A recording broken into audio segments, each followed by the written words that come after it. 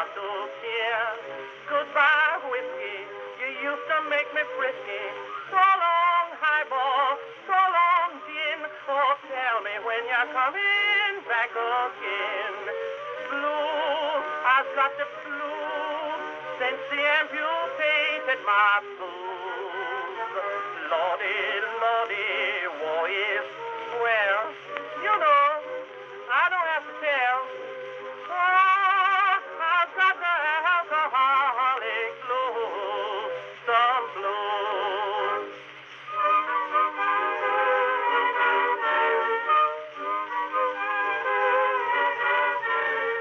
Prohibition, that's the name. Prohibition drives me insane. I'm so thirsty, soon I'll die. I simply grind, evaporate, I just that dry. I wouldn't mind to live forever in a drink if my thirst had only let me quench, and not with Bevo or ginger ale. I want real stuff by the pail.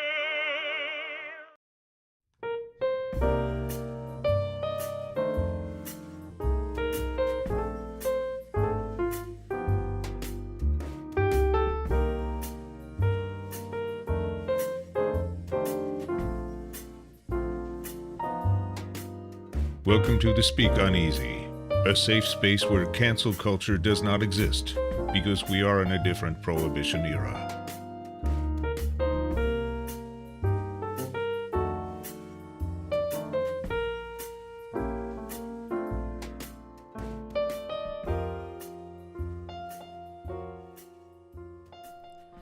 Good evening, and welcome to another episode of the Speak Uneasy with your host, the Bartender.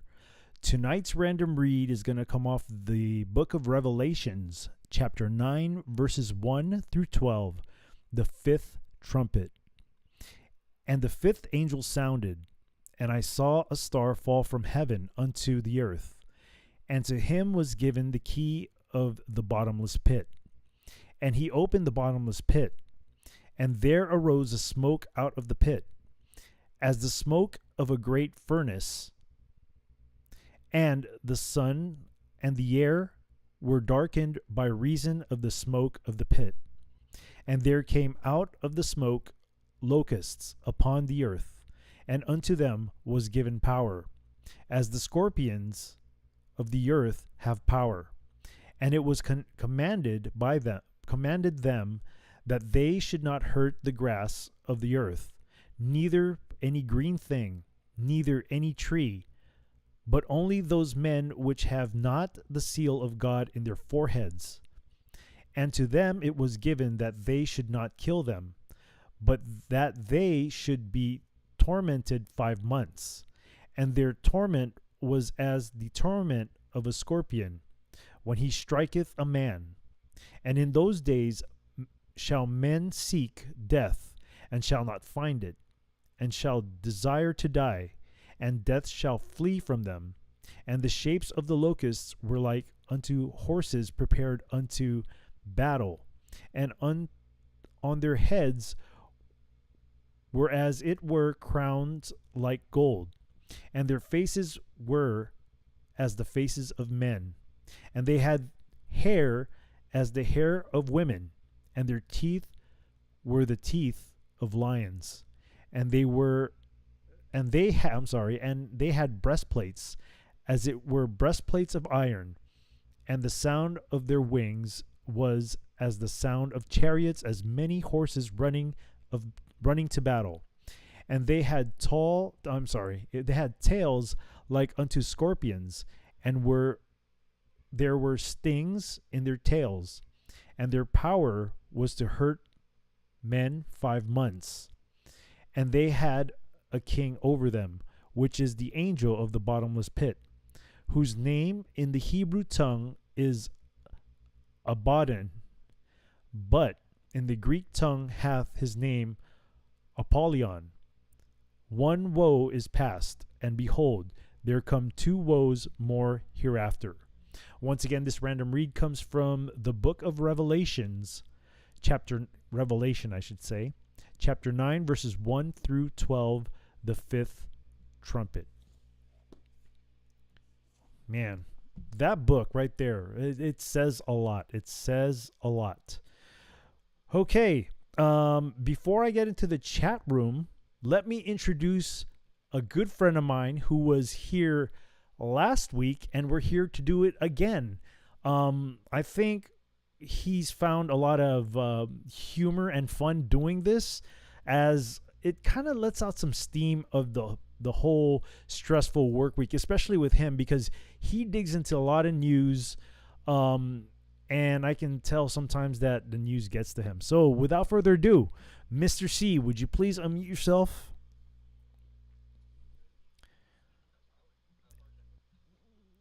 Speak, bartender. It's all good, baby. It's all good. Looks like we have Kiss in the house. Hey, what's going on, Kiss? Good evening. Can let you know what? Let me see. Wait. You know what? I didn't unmute you. Okay. Now, okay. Go ahead. Okay. Without further ado, Mr. C. You see that? He was censoring me, guys. Awesome. How are you doing? Hey, man, it's always amateur night around here. I do a lot of stuff that I don't know if you were here last Monday on my show, but I was midstream on my watch party, and I just realized, like, dang, I better cut that stream because I'm gonna get booted on the other platform. So I had to pause the thing and undo the freaking stream on the other two platforms. So it was like mid-show, midstream, and I was like, I apologize, guys. I know I got to put this on pause so yeah. So it's always amateur. It's always amateur night here, man. It always is. Well, it's good to be back. SpeakUNeazy. Well, it's good to have you here, man. And honestly, I really enjoy doing these shows with you, man. I hope this can be more often. I mean, it was really fun the first time. Let's see where it takes us again today. You did shoot me a couple articles that I think it should be interesting. It should be. Hey, what's going on, Railin' On? Thank you for the 117 gold pills, by the way, Railin' On. That's another person who loves to come back here to the bar from time to time. Thank you so much for coming by. Good evening, good sir Railin' On. How are you doing tonight? Hi, Kiz. How you up to? All right. So, how was your show tonight? Was it? I didn't really get to catch much of it because I got on kind of late towards the tail end of it. What were you guys talking about today? Oh, wow. Well, we just got off the C report not too long ago. Some good stuff. We were just kind of doing some more updates about the Durham investigation, but this time it was because, Hillary Clinton had something to say about it. I think I'm going to be calling her like Cannibal Clinton or something like that from now on. Like Clinton Cannibal? I don't know. I got to find something that, sticks. So, well, Hillary, not like the children in her teeth. Hillary is usually a popular name for her. Yeah, but you know me. But you know me. I'm not all about popularity. That's true. Yeah, no, that's true. You always going. You're just like me. We go against what's popular right now. So I and I think that's the reason. That's one of the reasons why we get along so well, because we don't go with the flow, if that makes any sense. Well, to people like us, maybe. I'm just kidding. Yeah, that's what we were doing. We just talked a little bit about that. We talked a little bit about Charlie, Victor, Jesse, and Webba. I swear, of course, man. One of these days, I'm probably going to get you knocked off, guy. I hope you don't hold it against me. Please don't, man.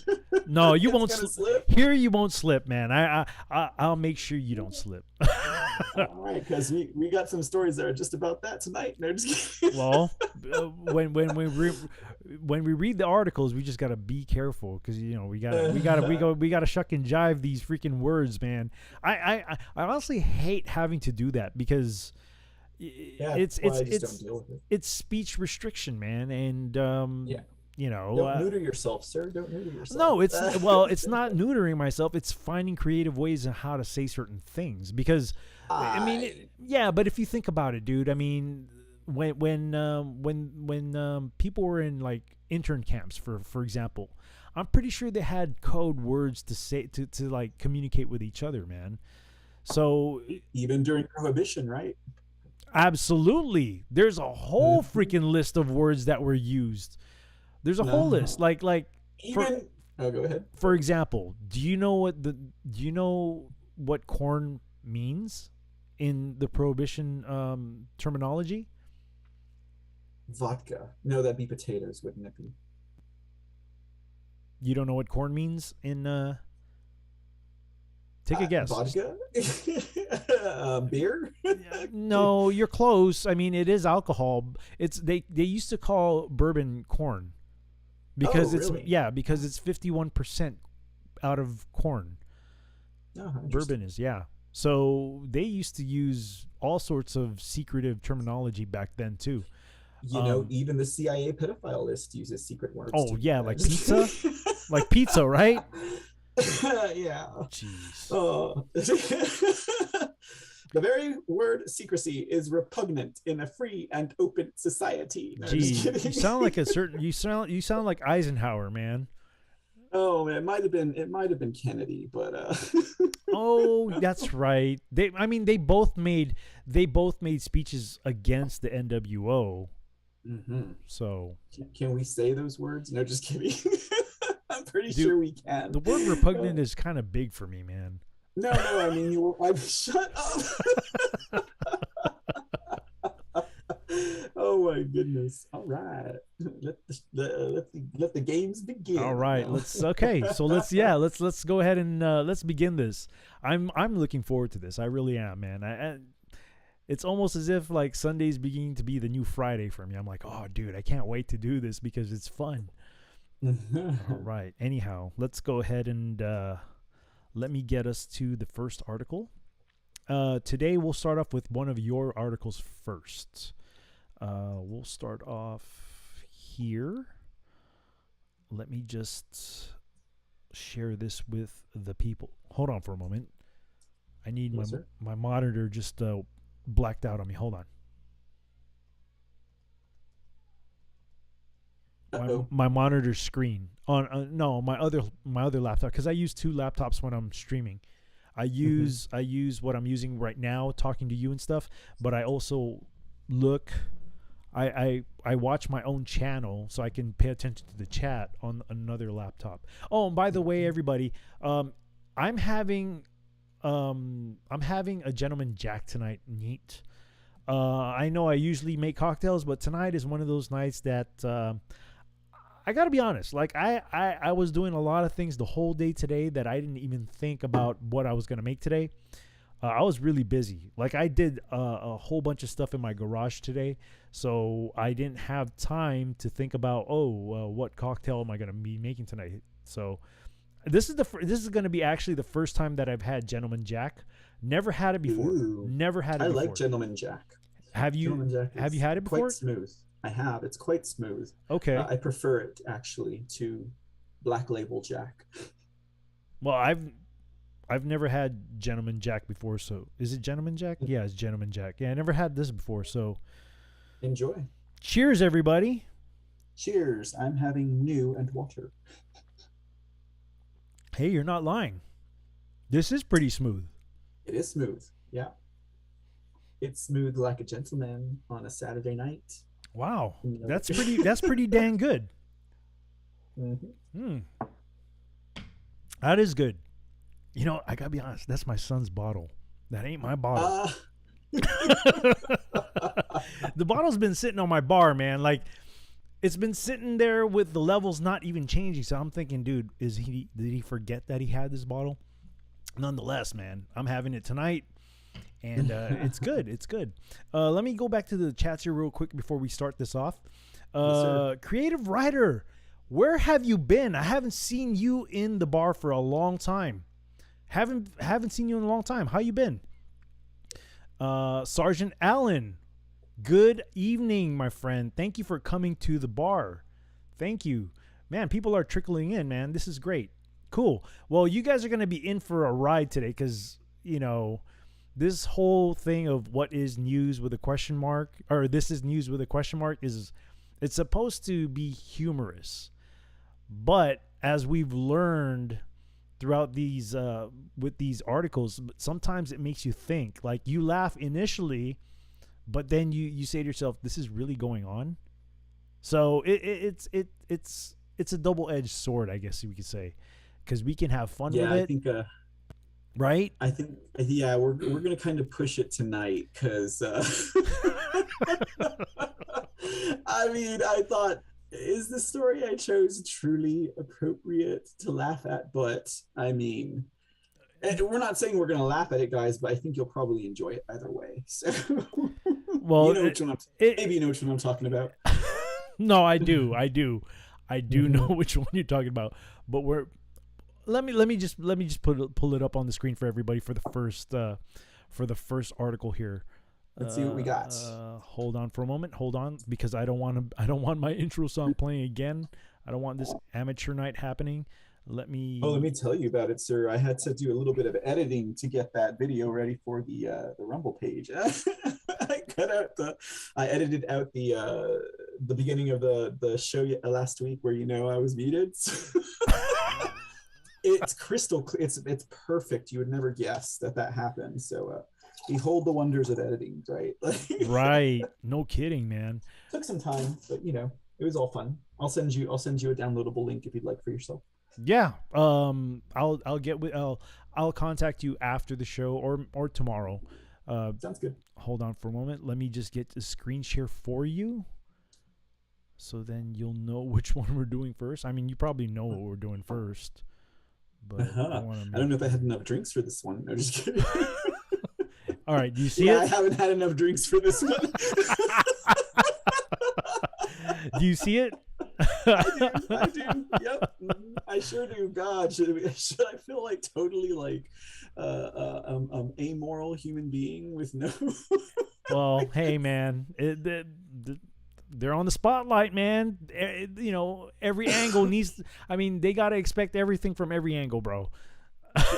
Yeah, public life, right? Public life. Exactly. So, I don't know. Before we read this article, is there anything that you would like to say about this topic? For those of you who can't see, we're going to be talking about Bob Saget. Okay, honestly, I don't care about this dude. I'm. It's like, this is news. No, just kidding. I mean, like, I was never a person who was starstruck for. I just never was. Celebrities, I don't care about them a bit. There are certain, like, I would say there are certain maybe like sports people that maybe I might care about. Certain people who are influential for me, but as far as like celebrities, I don't care about them. I don't. I really don't. Right. Yeah, I typically don't either, unless they have, like, those allegations of certain activities, and then they end up dead in a hotel room. So, well, even then, that's not funny. But well, I mean, I'm just gonna feel like a terrible human being going through this. Jesus, I need more drinks.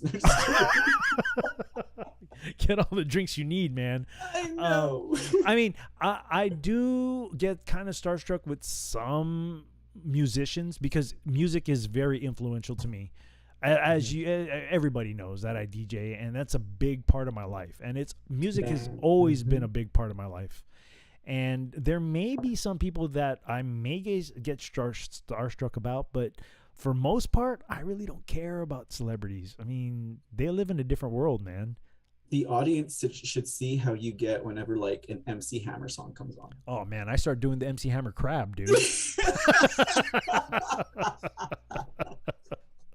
Oh man, that is too much fun. All right, let's go ahead and start this. All right. So yeah, Bob Saget, ladies and gentlemen, dead. I guess we probably don't need to. I mean, probably everyone already knows. When was it? Like maybe 2 or 3 weeks ago that they found him dead? Yeah. It was almost a month ago. It was almost more than a month ago. Yeah. And so the plot thickens, right? Because at first everyone is assuming that he took the Charlie Victor, a little prick, probably at least 3 times. It's funny you mentioned that, because we have the other story that I picked has something to do with the Charlie Victor as well. Yeah. So I mean, that little prick Charlie Victor, he seems to be getting around. he seems to be getting around, you know what I mean? And so I'm just like, but everyone thought that, like that's probably what it was, because it seems like a lot of people are succumbing to the little prick. And I mean, I gotta say, I mean, I know we're kind of getting a little long-winded here on the pre-course, but like when I think about like all of the athletes out there that are just like dropping from, little prick exhaustion, I'm just like, what is going on here? And so I mean, that's just the natural course, I guess, par for the course, to assume that like if someone's going to suddenly pass on, that it could quite possibly be because of the Charlie Victor prick, Mm-hmm. But then it comes out that he actually had head trauma. Well, And yeah, head trauma from what? we're about to find out, ladies and gentlemen. Hold on to your horses, okay? So the article says release of Bob Saget's autopsy records blocked by a judge. What is up with that, ladies and gentlemen? I don't know. I mean, you used to work in the forces, sir. So I don't know. You tell me if Well, that seems kind of... when it comes with judges and stuff, I don't know, man. I don't know. I guess that could be the case. Well, let's see if the article can give you any more insights than that then. With your former expertise, sir. So it says a judge in Florida on Wednesday, February 16th, agreed with a request from the family of comedian Bob Saget and temporarily prohibited the release of any photos, video, or other records related to the investigation into his death, saying that doing so could cause them irreparable harm.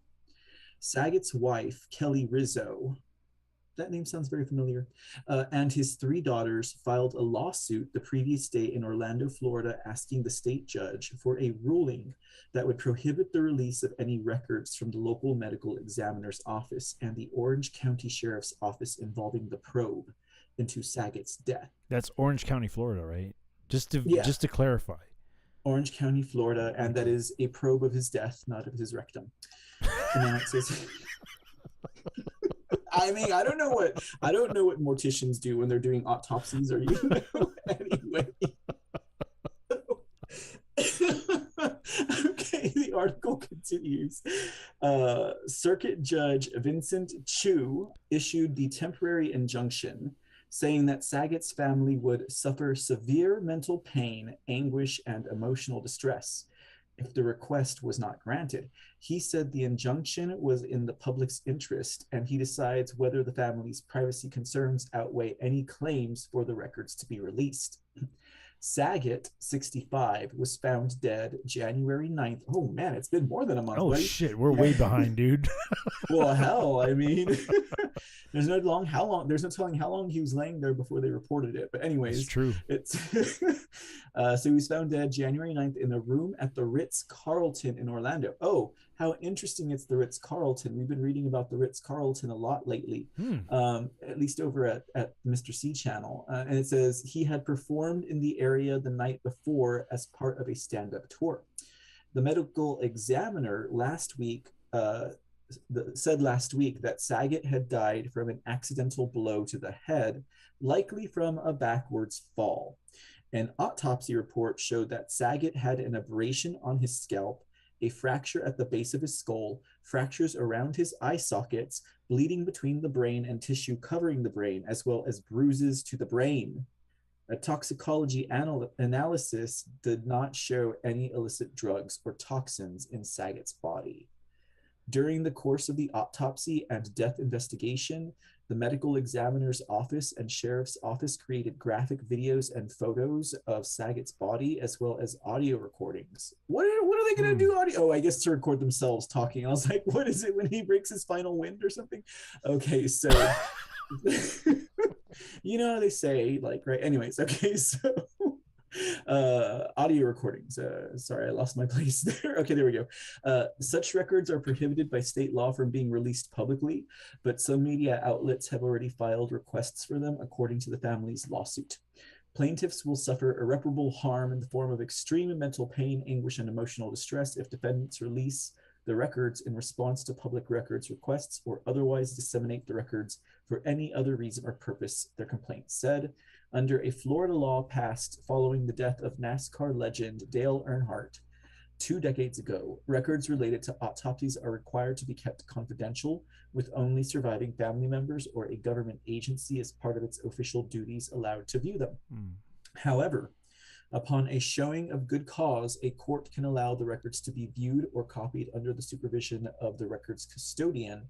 In allowing the records to be viewed, a judge must consider whether it's necessary to evaluate government performance and the seriousness of the intrusion into the family's privacy, among other criteria, according to the law. No legitimate public interest would be served by the release or dissemination of the records to the public, said the lawsuit. Really? No legitimate public interest. I mean, clearly we're reading this article, ladies and gentlemen. Right? It seems like a cover-up to me. It says Saget was best known for his role as the pedophile Danny Tanner on the sitcom Full House and the wisecracking host of America's Funniest Home Videos. He was buried in Los Angeles. I don't know, Speak. That sounds pretty suspect to me. Well, I gotta admit, like I don't know what's been like. You've been saying that you've been reading stuff on the Ritz-Carlton. Now, are they tied in with something like kind of? I just know that certain activities have taken place at said chain of hotels, not specifically this one in Florida. And then, of course, certain people have ended up dead in of people of note have ended up dead in Ritz-Carlton. Now, again, I'm not saying that this is related, but what I am saying is for someone to have, I don't know, bleeding between the brain and tissue covering the brain, cracked eye sockets, fractured skull, that sounds like a whole lot more was going on there than him just, I don't know. Well, I mean, could it be? I mean, okay, so he took the Charlie Victor, right? Or the whatever you want to call it, the jab or the prick, I mean, whatever. just call it a prick. Yeah, you know. Could it be? Could it be he made that prick away from me? Could it be that possibly the same thing that happened to a certain comedian could have happened to him too? Well, I don't know who's a certain comedian. Well, I mean, I'm trying not to do a spoiler alert. Spoiler alert. Oh, that. Yes. Well, you know, I mean, it's possible, right?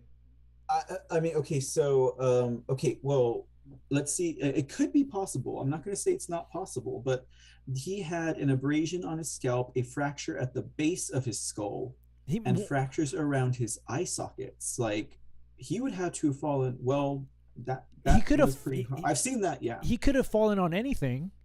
Oh, wait. But here's the best part. Wait. I forgot. Okay, so according to another article I had read, they say that he bumped his head and he went to bed thinking nothing was wrong. He dies. You know, but I mean,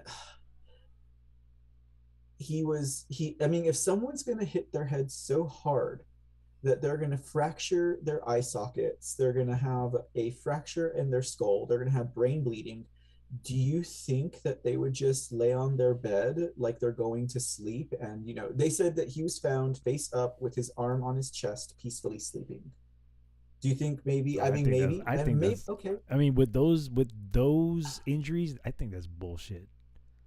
That's what I'm thinking. I'm also kind of thinking, like, if I were to fracture my skull like that, I would probably want to maintain a positive attitude and just be like, I can sleep it off, you know. Well, but with that kind of an injury, you would think you would maybe want to call someone or set an alarm off for help.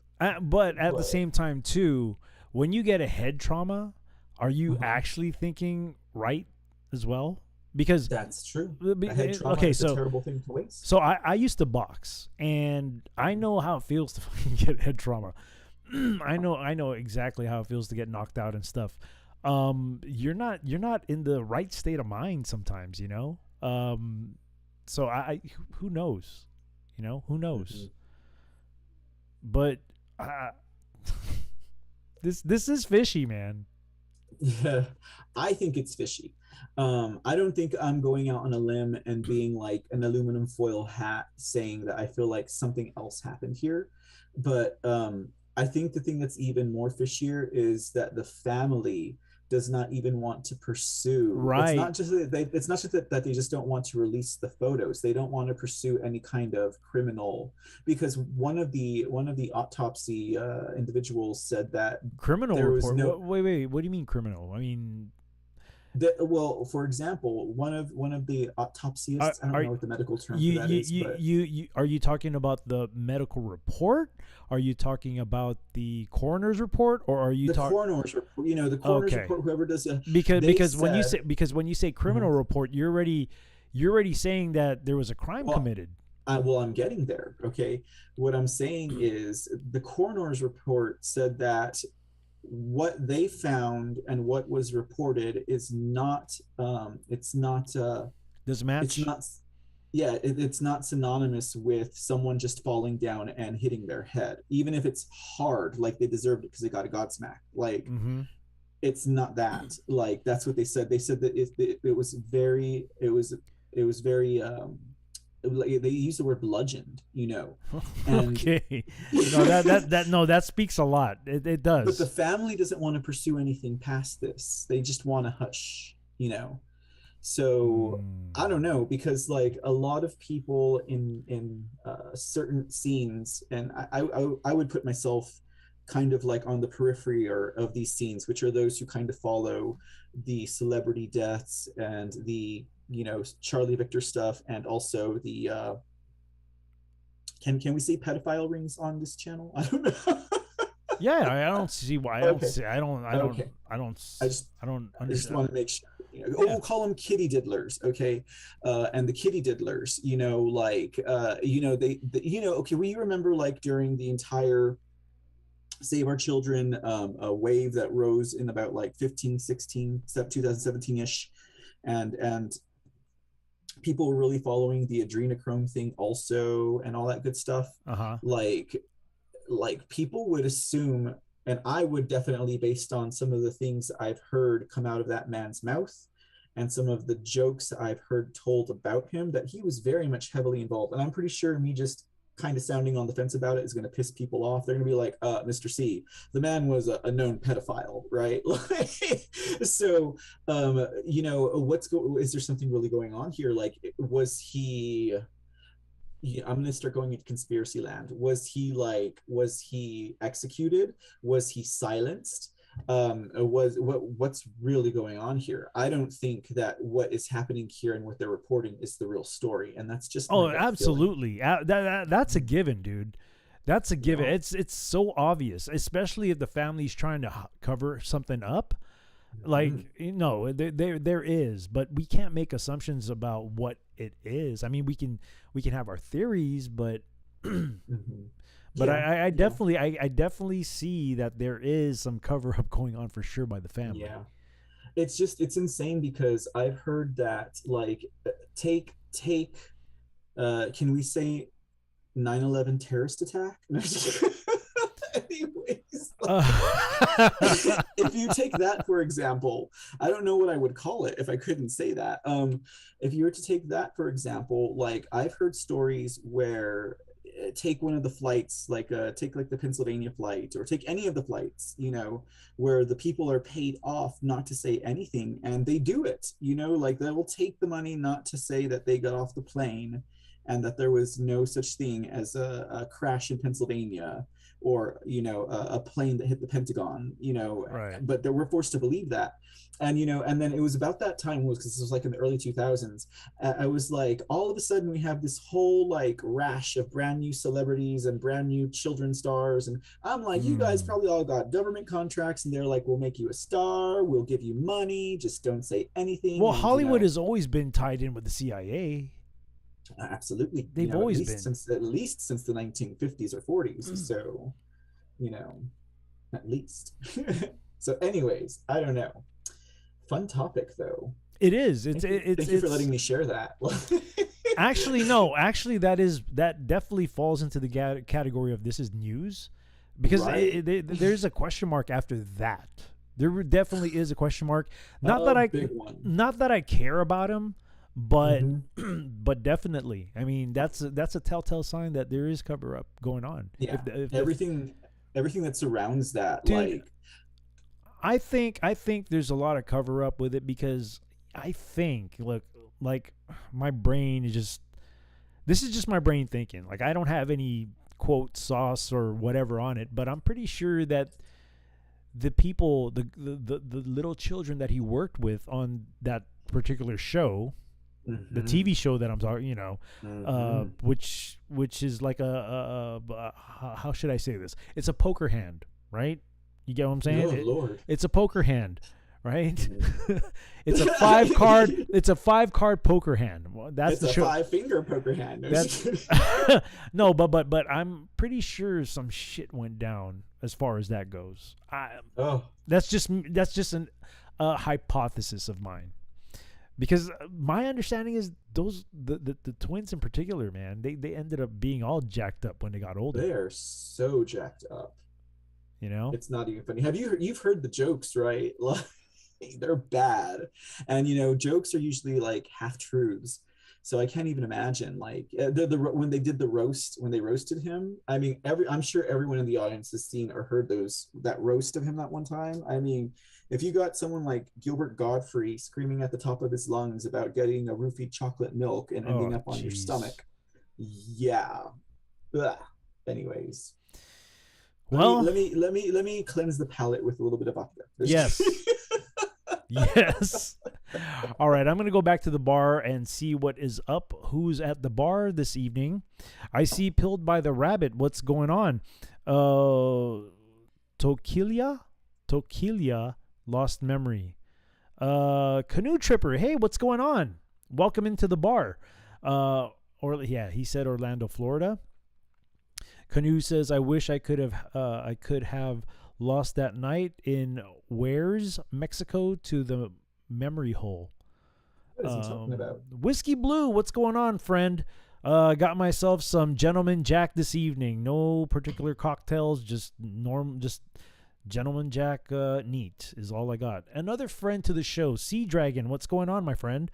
I hope everything's going well with you, man, because I know you were having your those rashes, that issue, and I hope everything's gone well for you since then.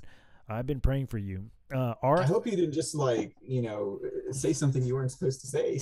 No. He brought it up in chat before. He brought it up in chat. Okay. Yeah, okay. He's brought it up in chat.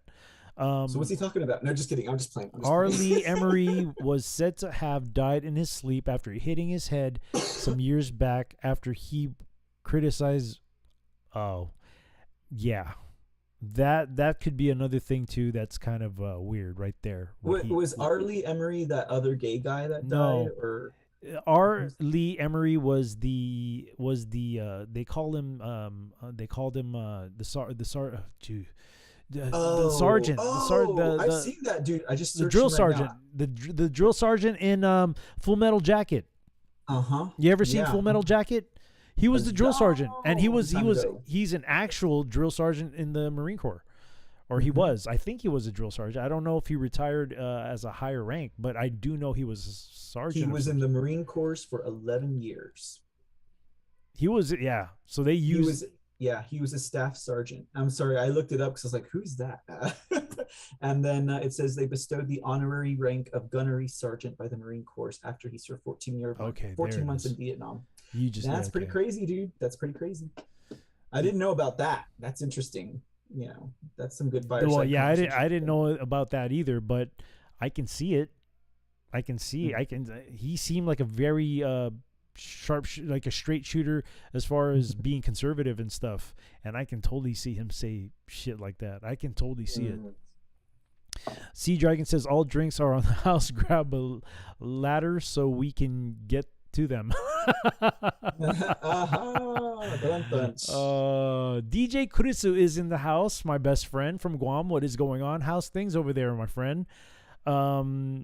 Okay. Oh, that's good to know. So Sea Dragon says it's gone. The shingles are gone. Good. Awesome. Good.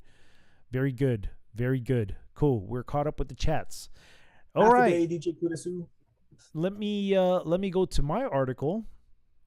What you got, sir? Hold on for a moment. Let me just get to it real quick. This has to deal with a certain politician as well, and you might be entertained by this. Probably. Maybe. I don't know. Okay. We are here at the article. Here we go. Let me screen share this one with you so you can see. Yes, I don't see it. Okay, hold on for a moment. And there we go. Share. Bam. Oh, Lord. You just saw the face and you were like, this dude. Did it have to be Buttigieg? Booty jig. Booty jig. And, I swear his nose has gotten more like... He looks like a mouse. Up. He looks like a freaking mouse. He looks like a mouse. Like upper and like it's gotten more pointed, like it's been stuck up somewhere. Like I wouldn't doubt it, dude. Yeah. All right. I mean, oh my goodness. Okay, so this one comes from socialjustice.news, which is a sister company of my go-to stupid.news. Oh, okay, because like with a name like Social Justice, I'd be like, why are we even here, Speak? Because this is news. All right. Transportation Secretary Buttigieg ripped for wanting big government expansion of, get this, racist, inaccurate highway cameras for, quote, safety reasons. Is this like a gag article, or is this... No. Matter of fact, this one was written by J.D. Hayes, and it was published back in February 3rd of this year. Okay, here we go. Here's one last look at that face. Oh, Lord. A face only his gay lover could love. I guess. I feel bad for their adopted baby. Oh, man. Oh, man. All right. If Democrats are anything, they are persistent advocates for big government expansionism and increasingly authoritarian control. That's a given, dude. That's a given. Transportation Secretary Pete Buttigieg is no exception. The Brandon regime hack, who has little to no previous, quote, transportation and, quote, infrastructure experience outside of being mayor of South Bend, Indiana. Is that Indiana? Yes, Indiana. Mm-hmm. For a time, wants to use billions. Dude, how? Okay, before I go any further, like, how is this city? Is this city all tore up like every freaking liberal city there is? Is this city all tore up like his asshole? Oh! Well, sorry. I mean, sorry. I mean, this isn't my show, so I. Well, no, but it's fine. It's fine. Well, I mean, he is married to another dude. So I don't Sorry, Speak. I'm not trying to make this gay or anything, but you brought an article Buttigieg, so. Hey, no, I'm cool with it. I'm so cool with it. I'm good with it. I'm good with it. I don't know how South Bend, Indiana is, but I don't find it in the slightest a coincidence that he and Mike Pence come from the same state. Okay. You know what C Dragon says on the freaking chats, dude? He says South bend us over. Oh man. Good one, C Dragon. Good one. That's how you got into the transportation office, I'm sure. He did favors to get his job. Because Mike Pence worked on his infrastructure, if you know what I mean. All right. I got to get serious reading this. I got to get serious reading this. Okay. For a time, wants to use billions in taxpayer dollars to dramatically expand the use of cameras along America's highways. Cameras that have been known to be notoriously... Hold on. Wait. Is this article trying to say that these cameras can tell that the driver is black? Wait. Wait. Like, I gotta finish this sentence first, dude. Cameras that have been known to be notoriously racist, inaccurate, and abused by political cronies. Okay, so I don't understand how cameras can be racist. I don't know, but there's this thing says Breitbart News reported that, so you're gonna have to pass me a link to this article so I can go do some proper inspection. But that's what I'm saying. Like, wait, the camera can tell it's black, or like they're like this Asian is this Asian. Do you see where I'm going? This driver is Asian. Well, okay, when it comes to the Asian joke, I can talk about that all day, and if I get backlash for it, I'm like, F you, because I'm Asian, dude. Well, you know the stereotype, right? Oh, I definitely know that. Come on, dude, I always admit to the stereotype with my size. Dude, you should not sell yourself short like that. Oh, thanks for the use of words. No pun intended, speak, but I'm just saying. I can attest that is not a true stereotype, okay? Man, I'm just saying. We're getting out of hand here. You only had one shot of Gentleman Jack, right? Dude, I only had a couple sips, bro. Damn, dude. Okay, so honestly, dude, like, and I'm being serious here. Like, how are cameras racist? I don't get it. Like, how is a virus smart? I have no idea. The lockdowns. Like, really? The mask, like, or the muzzles. Like, if you can smell somebody's freaking fart, like, come on, man. Really? Does it really work? You know. All right, here I was walking around breaking wind left and right and wondering why people were looking at me all square. Were you in an elevator? At least twice, you know. All right, let me continue on here.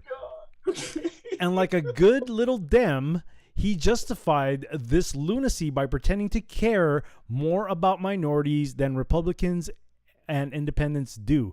Okay, didn't he do this whole thing where he was pandering to blacks? I think no. I saw a video clip like when he was running for president. That he. But you know what he wanted, though, right? Like, you know why he was pandering to blacks. He wanted the D, dude. Like... I bet he did.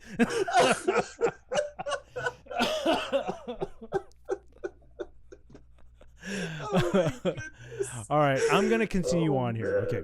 Yes, please. I'm sorry. In introducing his scheme in late January, Buttigieg framed the camera expansions as one of, quote, fairness, claiming that people of color, Native Americans, wait.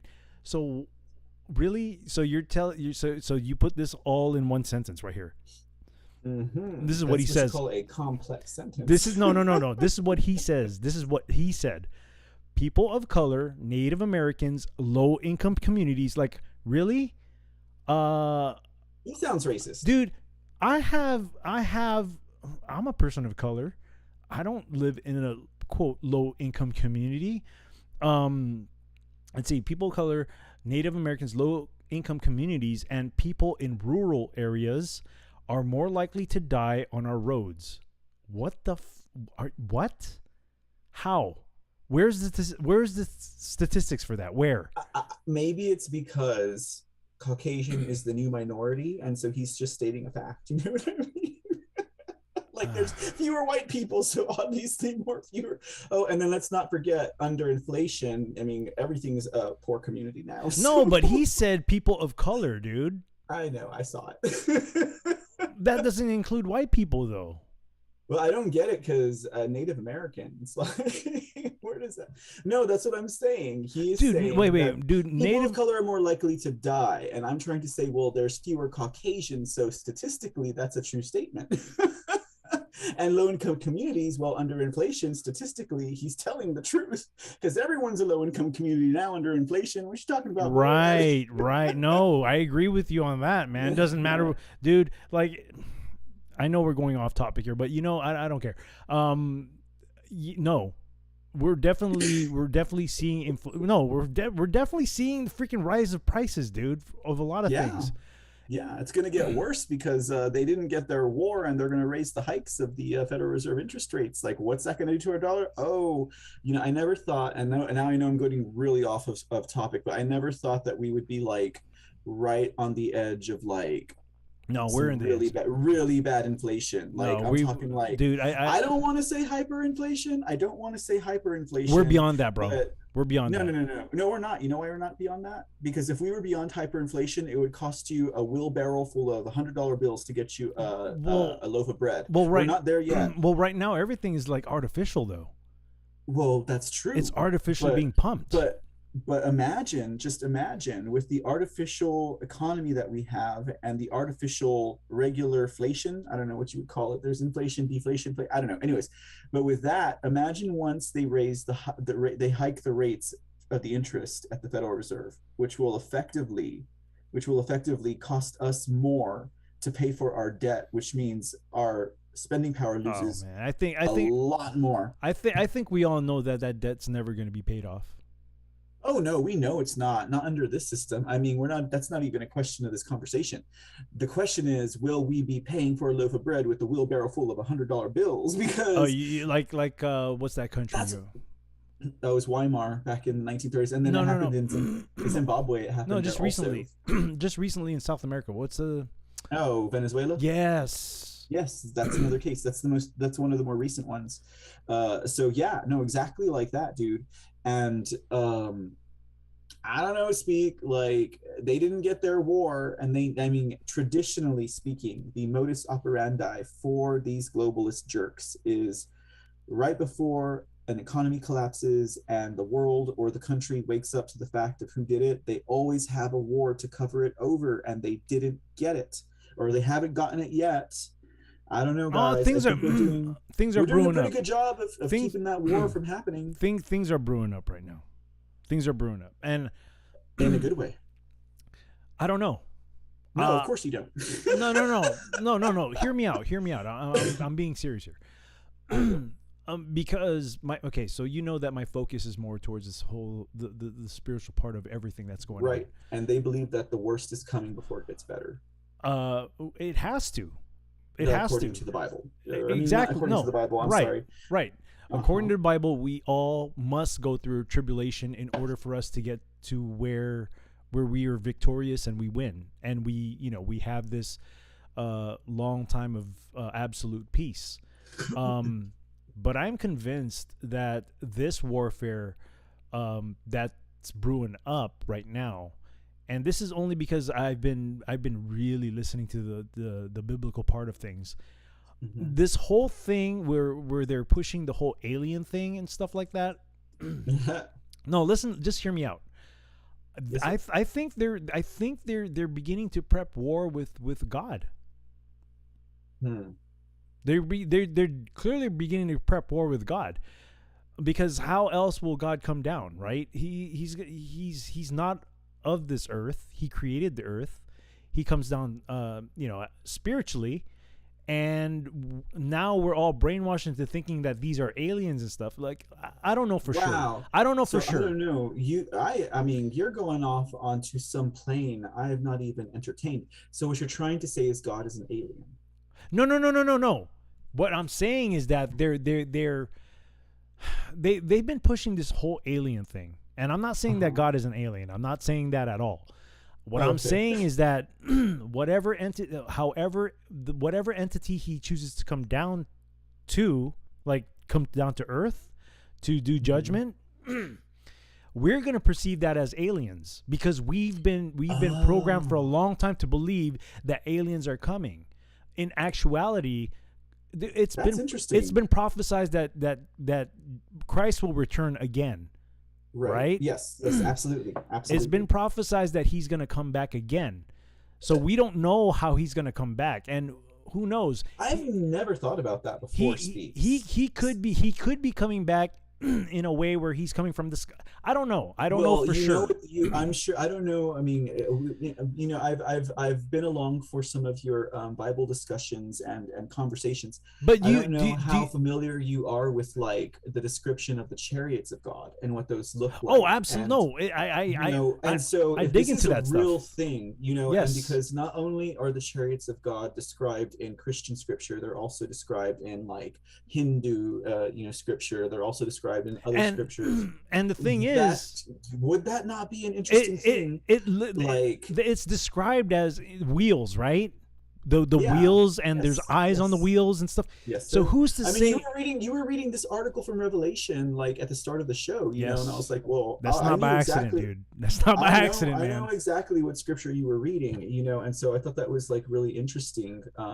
But so you do understand where I'm coming from as far as my theory goes, as to how they're programming us to thinking that there could be aliens here invading us when I 100% understand what you're saying. And the thing about it is I've never heard someone put it that way before. They've always framed it that the aliens are demons, No, absolutely. And I've heard that argument before, but like I said, I'm not saying that God. But it's so interesting to think that like we could actually be seeing the return of Christ and the forces of God, and they're coming to, wipe out evil and also wipe every tear from every eye. And the system of things here is going to be fighting against them with all of our nuclear power, thinking they can win. I've never heard of that before. I mean, did you get this from somewhere? Like, no. No. This is, we've been actually discussing this kind of stuff in my in my Saturday worships. How interesting! And I've never thought about it. And dude, it makes a lot of sense that they would, of course. They would predictively program people to think that aliens will be actually coming down here causing war. I thought it was just going to be a distraction by the government and Project Bluebeam, so this way we would unite as one world underneath the one world government. Who knows, man? Who? I mean, honestly, we all don't know for sure. We don't know anything for sure until it actually happens in front of our face. We can't know. It's 100%. But at the same time, who's to say that when Christ does make his next? And I know I'm off the topic of the freaking article here. Way off topic, but I'm enjoying this discussion. This is very interesting. But honestly, I mean, look, I'm not gonna look up in the sky and what if this thing actually happens and say, it is for sure, until I use my discernment and find, like, right. I have to judge that for myself when it's happening in front of my face.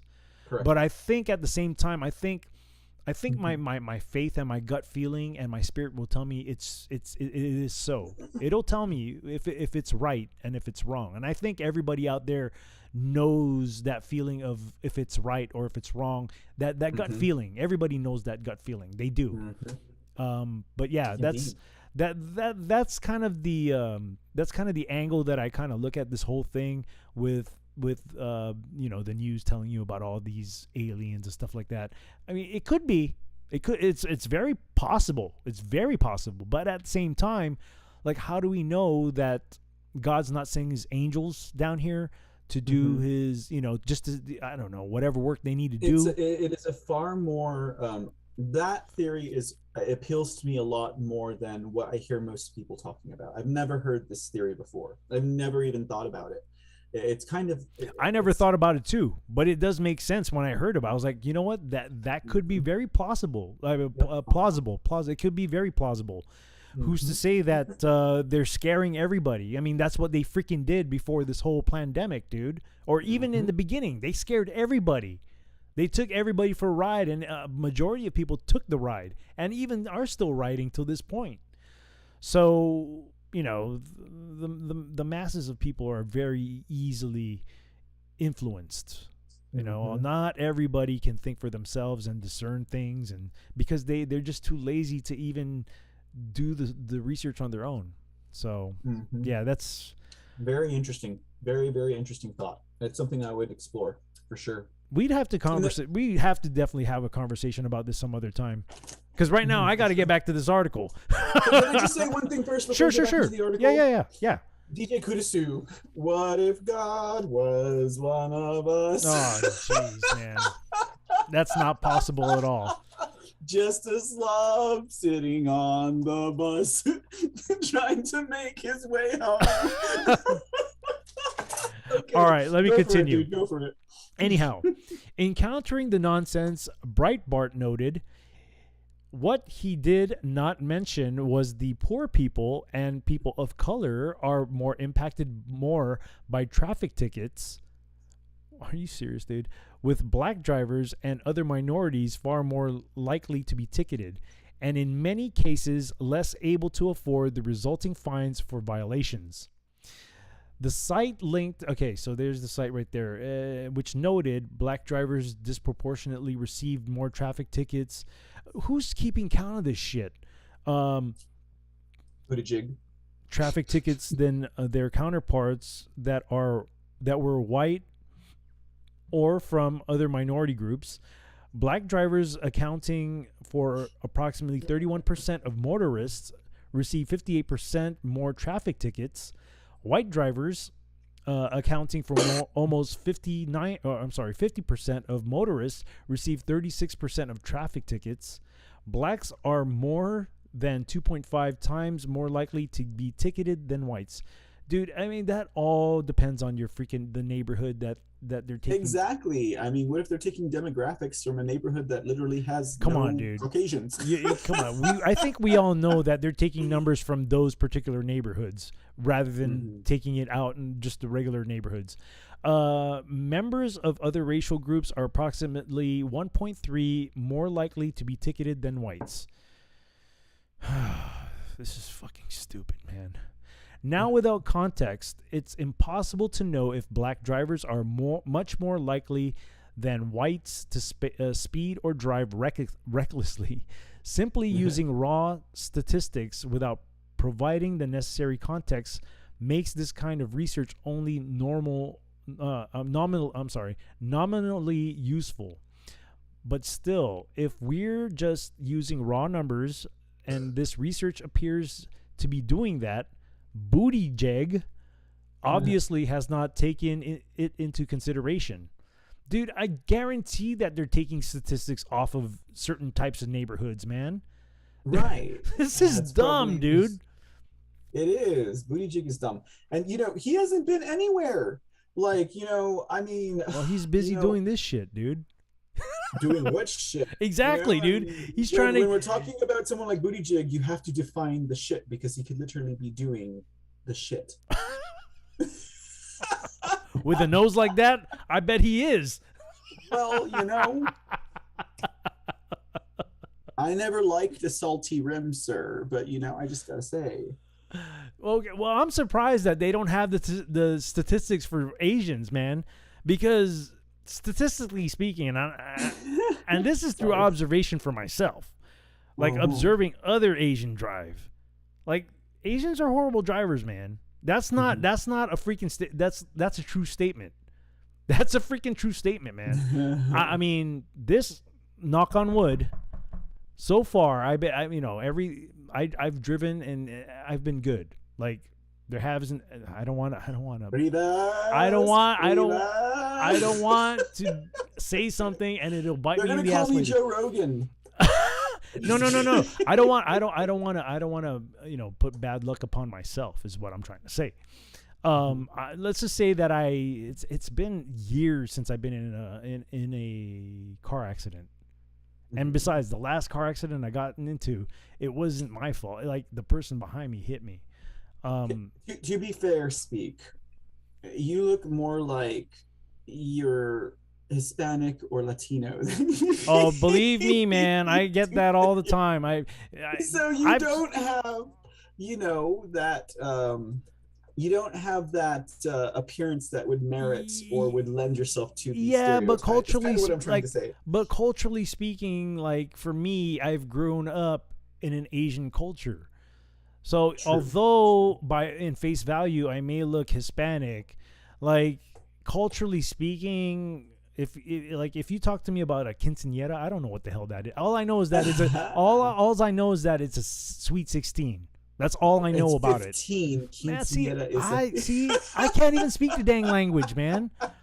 You pronounced it pretty good, though. I mean, I gotta say. Well, man, I've worked with a lot of Hispanic people, man, and you know, when I hear them talk, I'm like, oh, okay, that's how you say it. But Have a day. but what, you know, I mean, culturally speaking, like if you like Asian cultures, I'll be like, yeah, dude, I know all about that stuff. Well, certain Asian cultures, not all. But when it comes to like, yeah, I mean, I get what you're saying, because I get confused all the time about, you know, being Hispanic, especially when did I ever tell you about stuff that happened to me at work when I used to work? So, okay. So when I was working in the jails, there'd be people coming in straight from the streets, and part of my job is to like search and make sure that they didn't have any drugs or weapons on them, right? Before we start the process with these guys. And you know, there'd be nights where there'd be a lot of like drunk Hispanic dudes coming in. And I'm talking about like dudes that can't speak English, right? Normal house. What's that? Well, we see at work we used to call them paisanos. Paisanos. Yeah. Or payasos? No, paisano. Paisano. Yeah. I guess that's a freaking California term. I don't know. That's definitely not slang in no, any that Mexican is language. that is slang with Hispanics. It is slang with Hispanics. It's pretty much somebody straight from, you know, the country of origin that doesn't speak English. In fact, according to Urban Dictionary, paisano is an Italian slang. Oh, no, wait, I take it back. It says it originates from the Italian language meaning brother. But in slang term, I have to look this up. I've never heard that before. It's got to be Cali. Yeah. Well, because okay, so that's gonna be like a whole other discussion. Anyways, let me just get to where I'm getting here with. Sorry, it's all good. Okay, so these guys would straight up not know how to speak English. I'll be speaking English to them, like asking them questions, and they would be speaking back to me in Spanish, thinking that I'm Hispanic. So I'm like, I don't speak Spanish, man. I tell them, no, what's the word? No, it is paisano. I tell them I'm Chino, right? That's how they say Asian. That's how they say Asian, right? I said, no, I'm Chino. Not in Texas. No, just kidding. Well, in California, that's what they call it. No, they do say Chino. Okay. But, like that's kind of dirty. It's so like cochino. Just kidding.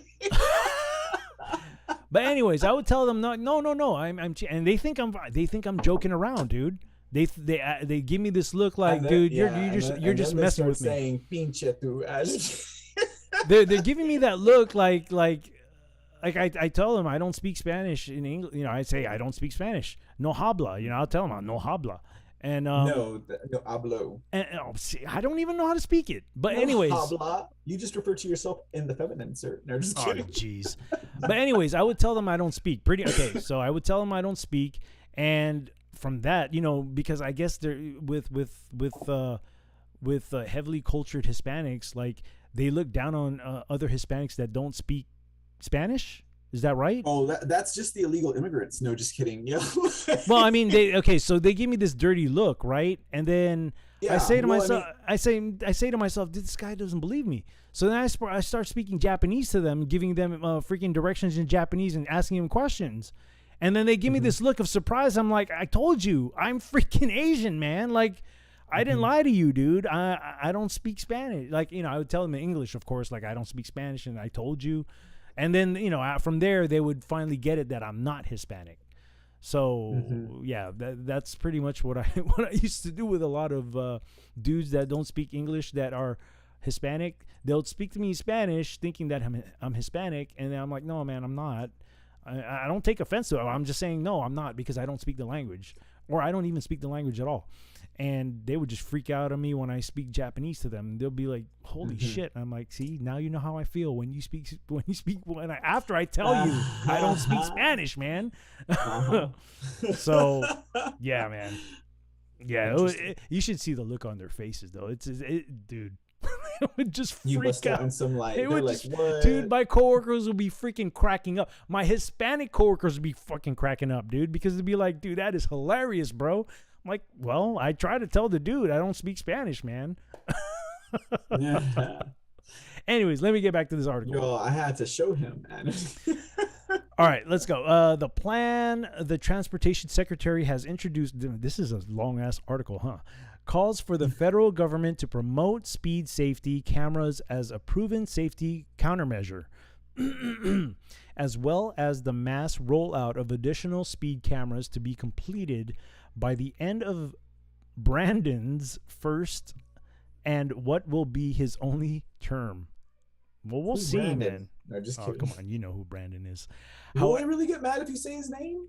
I prefer not to give him, like, I prefer not to recognize him. That's me. That's a personal. Okay. I prefer can not to accept that recognize him.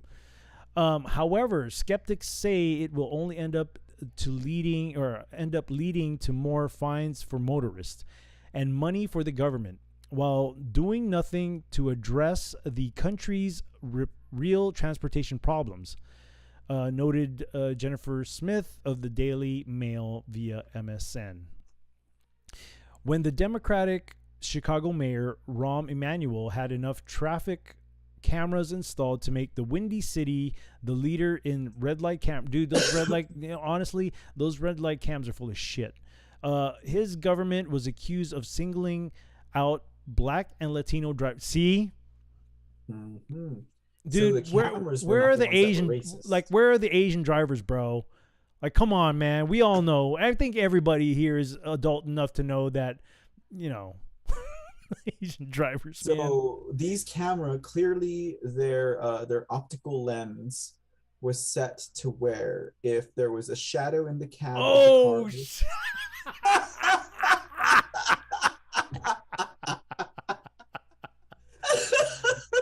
well, it won't catch the yellow people. you guys got reflective skin. I mean, come on. A ProPublica analysis of millions of citations found that households in majority black and Hispanic zip codes received tickets at around twice the rate of those in white areas between 2015 and 2019. Left-leaning ProPublica reported earlier. Dude, this is all bullshit. You know that they targeted certain freaking neighborhoods. They got the numbers from certain types of neighborhoods, man.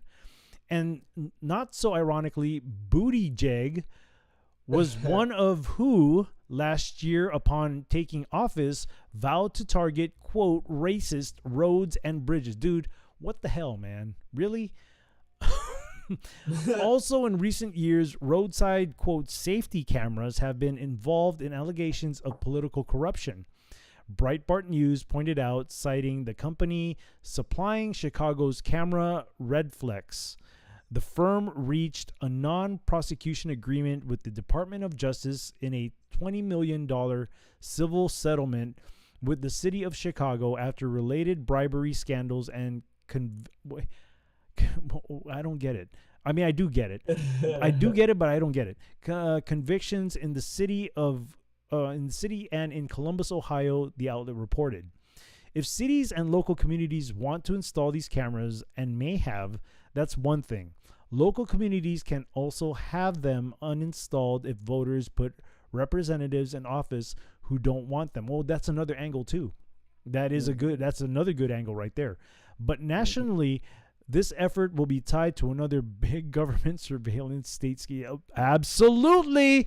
Probably with Google and Amazon providing the data storage, of course, and internet service.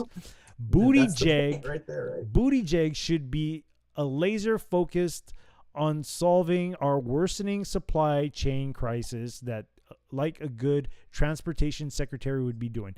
He ain't gonna do that shit, man. Oh no. They're the one who's causing this shit. Absolutely. If I may say, the only Buttigieg I could get around behind is James O'Keefe. No, and I saw that. I saw that that story that you did towards the end of your show. Yeah, he's the only Buttigieg I could get behind. I saw what you did there. I just want to make sure, okay, that didn't just, not land. All right. Oh, it sure did land. Ask James. No, just kidding. All right, let me go back to the bar real quick because I've stretched that one out way too longer than what it should have been. It might have been both of us. Yeah, well, Whiskey Blue says Asians say drive 35, stay alive. You racist ass. Oh, DJ Cruz says Paisano is Italian. Yeah, I know it's Italian, but that's what they use. If they're not gang members, if they're not Hispanic gang members, they call each other Paisanos. That's pretty much what. Yeah. Anyway. Thank you for dropping the links out there, Kiss. Thank you so much. Sea Dragon says butt plugs Pete. Are you still there, Mr. C? Hello.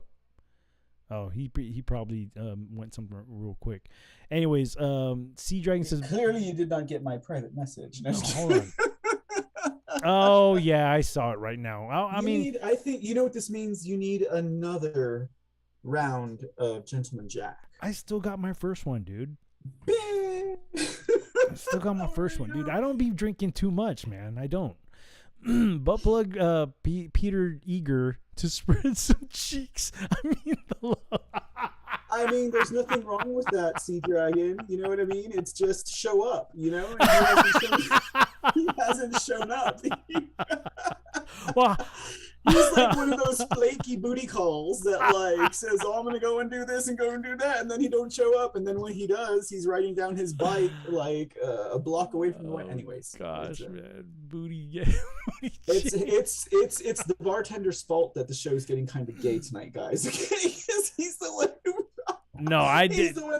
He's the one who brought Booty Jig into this conversation, not me. It was the article. It was the article, dude. It was blame me. The news. That's what Hell yeah, I'm gonna blame. This is news.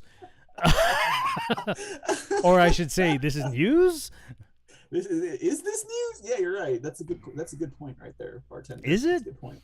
Okay, so honestly, here's my opinion about all these freaking cameras, these streetlight cameras, and this is just my opinion. Because I tend to be kind of guilty of this shit too, and mind you, there's cameras, there's traffic light cameras here where I live.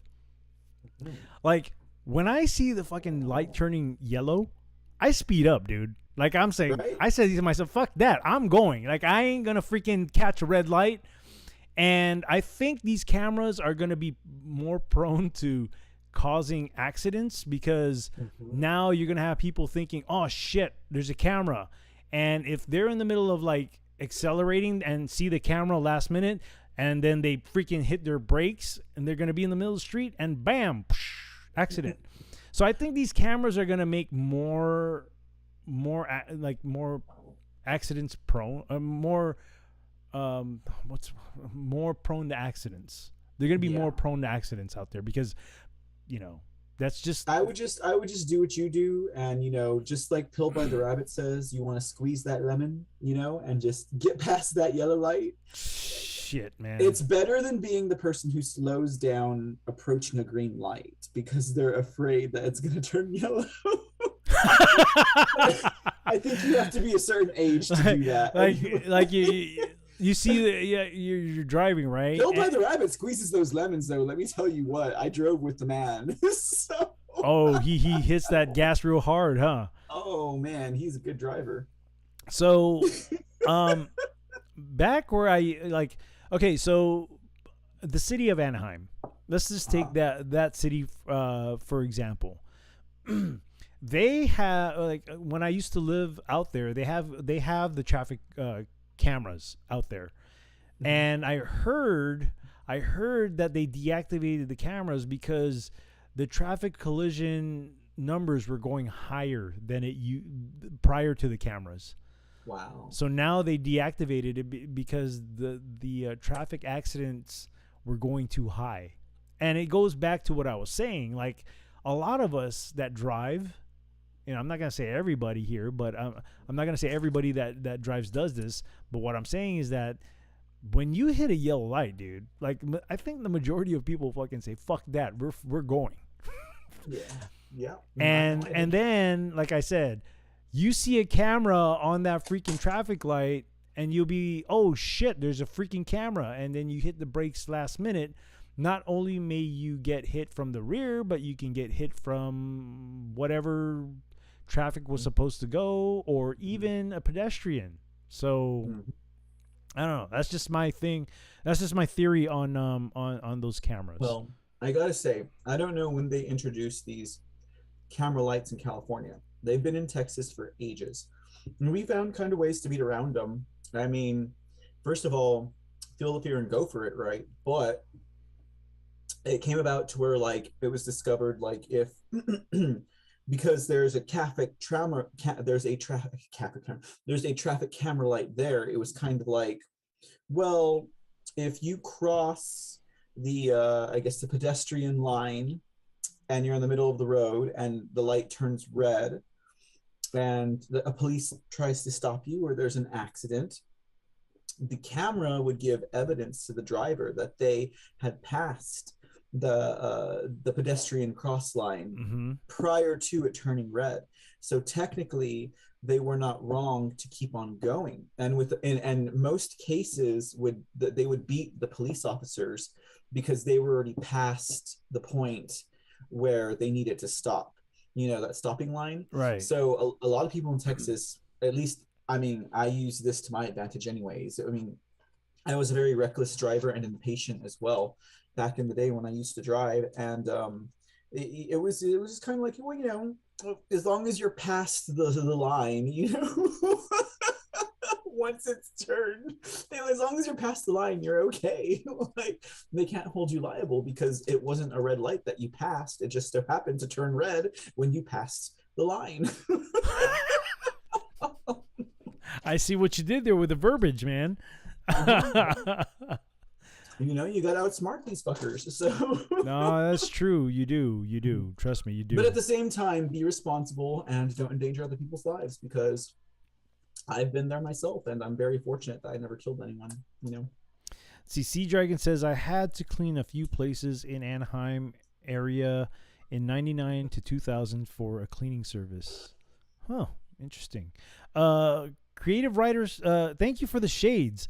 Green light equals go, red light equals stop, yellow light equals go really fast. Go really fast. Yeah. you ain't lying about that. I said, I think a majority of us that drive are guilty of that.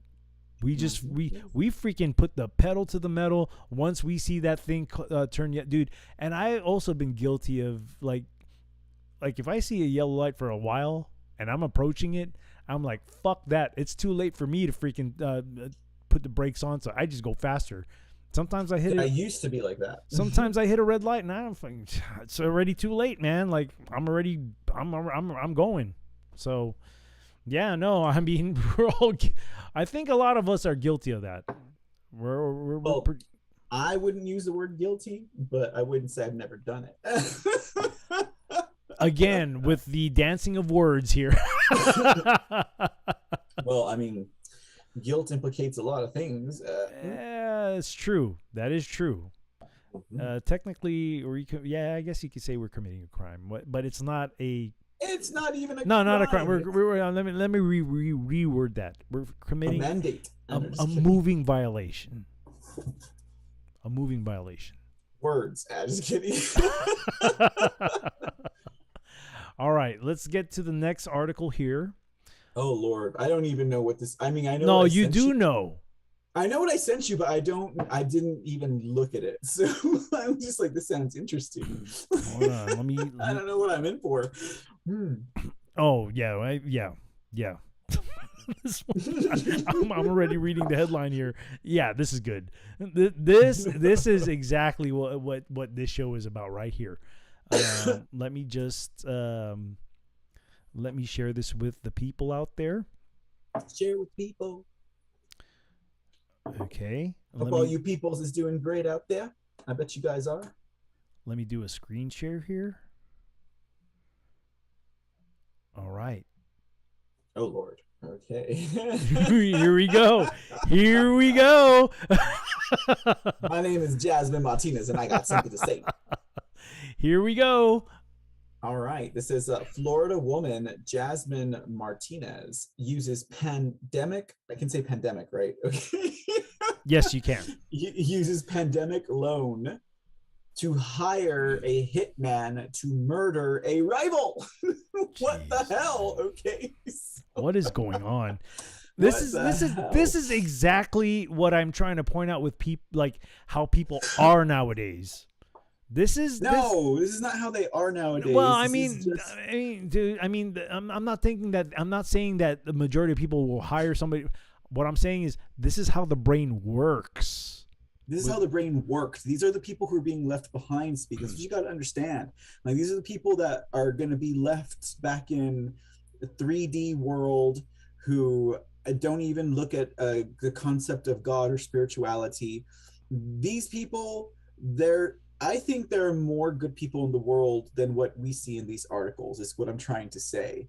And that we shouldn't just look at all of what the news, because how many people out there, how many newspapers print about all the good deeds that people do every day? Not much. So we only have reference to these bad things, and then we think that the whole world is like this. That's bullshit. Like, it's bullshit. Like, you make a good point. No, you make a good point, and I can agree with you. So let go. Don't hold on to the past, as Madonna would say, because that's too much to ask. You know?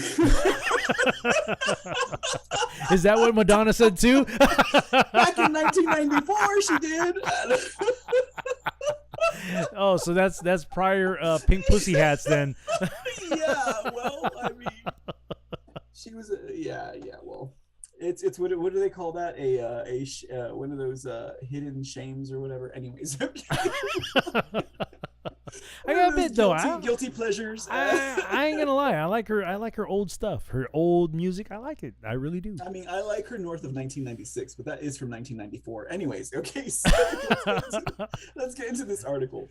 Okay, so it says, according to this article, a Florida woman used money from a pandemic relief loan to hire a hitman to murder a rival who had dated her ex-boyfriend.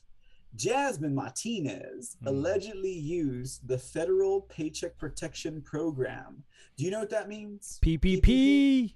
Yes, PPP. Wait. I worked for the agency that gave out those loans for a little while. Oh, did you? You know, I worked for the Small Business Association, the SBA, and we would handle calls on PPP and also on like the emergency relief loans and all of that stuff. So what this means is this woman had a business, supposedly. That's what I was about to say. Wasn't the PPP for small business owners? Yes, and there were a lot of fraudulent. Like, you know how many people would call and be like, do you know how many people would call and be like, I haven't gotten my PPP for my business, and my friend doesn't even have a company, and he got his. And I was like, oh my god. Like, I wouldn't doubt it. Just made up their business. I would not doubt it. I would not doubt it at all. I would not doubt it. Crazy stuff, dude. Yeah, and you know, actually, I did not follow the story, but the SBA was recently like in a hearing with like some of the big wig rhino conservatives. I mean, they weren't all rhinos. Don't get me wrong. There are some guys that we want on our side there, but I think for the most part, 80 to 90% of the Republican body right now on all chambers are rhinos, and they all need to go. But, you know, they were holding them to the fire, which is like, okay, Chip Roy, he who wants to give away our elections to the federal government, I guess it's okay. Anyways, we don't want to get into that. Let's go back to Jasmine Martinez. Okay. Yeah, Miss Martinez right here. Right. Okay. So it says here, Jasmine Martinez allegedly used the Federal Paycheck Protection Program to pay a gunman who fatally shot LaShante Jones. Don't forget her name. Remember her name. Say her name. LaShante Jones was killed by a black woman. Anyways, to pay a gunman who fatally shot LaShante Jones and wounded her 3-year-old son in a broad daylight attack outside her Miami apartment on May 3rd, 2021. Martinez had withdrawn more than 10,000 tax-paying American dollars in the days before the shooting. That's what people need to understand, is all that PPP bullshit and all of those loans, that's taxpayer money. That's your children's money. That's your grandchildren's money. That's not the government money. It's not the Federal Reserve money, because that's all on loan from the Federal Reserve. Anyways, okay, so after she netted 15, so she spent $10,000 on the hitman and kept 5 grand for herself, I guess. And she netted $15,000 from the federal government she applied for to help her single employee beauty salon. So herself. So I could have been like, I'm running a beauty salon out of my apartment, and like, dude, I should. Well, you know what? Because this happened. Why wasn't I that smart to do that shit? This happened. This happened in the beginning of the whole thing, right? I don't know. Go back up so I can see. No. I'm talking about the collection of the PPP. This came about. No. They were doing PPP loans all the ways up through. I was working for the SBA up until about probably May or June. No. I worked with them in the fall a little bit too. I was working with them all the ways up till about summertime of 2021. Yeah, so the whole thing started in 2020, didn't it?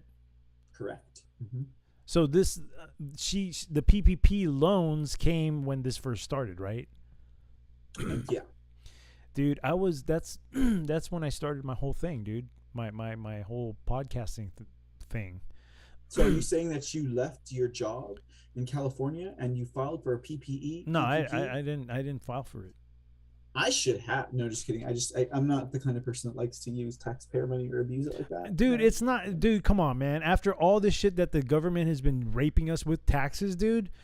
Well, just think about it. If you're going to accept a PPP or any kind of thing when you know you don't need it or merit it because the government owes you, that to me is the same thing as like, I don't know, like it's not. I had a really good analogy in my head and I just lost it. But well, the way I look at it is, dude, I paid a lot in taxes. I've paid a lot throughout the whole, ever since I started this whole thing with working and paying taxes. Like I've done my share of paying taxes. And that amount right there is just a little snippet of what they've taken from me. So about 15 grand. I mean, dude, that's like a little speck of dust compared to what they have taken to me after all the years.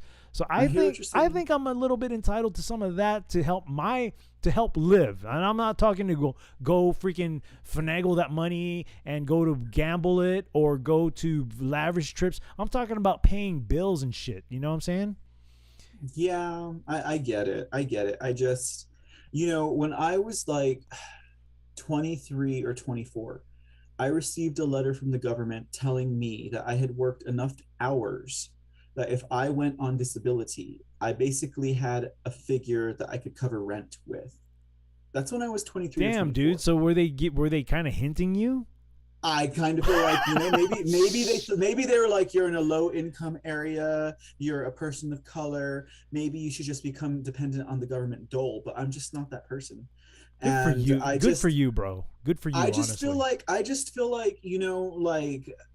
that's not what I'm here for. Like I could have definitely taken, considering the situation I'm in right now, I could have taken advantage of government dole a long time ago, and I trust me, I paid into it. I earned it, knowing that I was operations at like a very well-known like grocery retailer in this state, and seeing these mofos who don't work, who are on drugs, rolling up with their New York believe me, and man, all that stuff, and I'm going home with ramen noodles and I'm working 17 hours a week. A week or 17 hours a day. Like, trust me, bro. I could definitely. I was seeing that shit all the time at work, bro. At work, bro. And I mean, I don't want to really get on a soapbox because that's like another topic of discussion. Have another drink. I'm just kidding. No, but I totally understand what you're saying, man. I mean, yeah, it kind of relates to this because we're talking about government. This woman who's tax money, right. Yeah. We're talking about tax money here. It's very related, yeah. But dude, my old job, I see it all the time, bro. All the fucking time, bro. All the time. I just don't think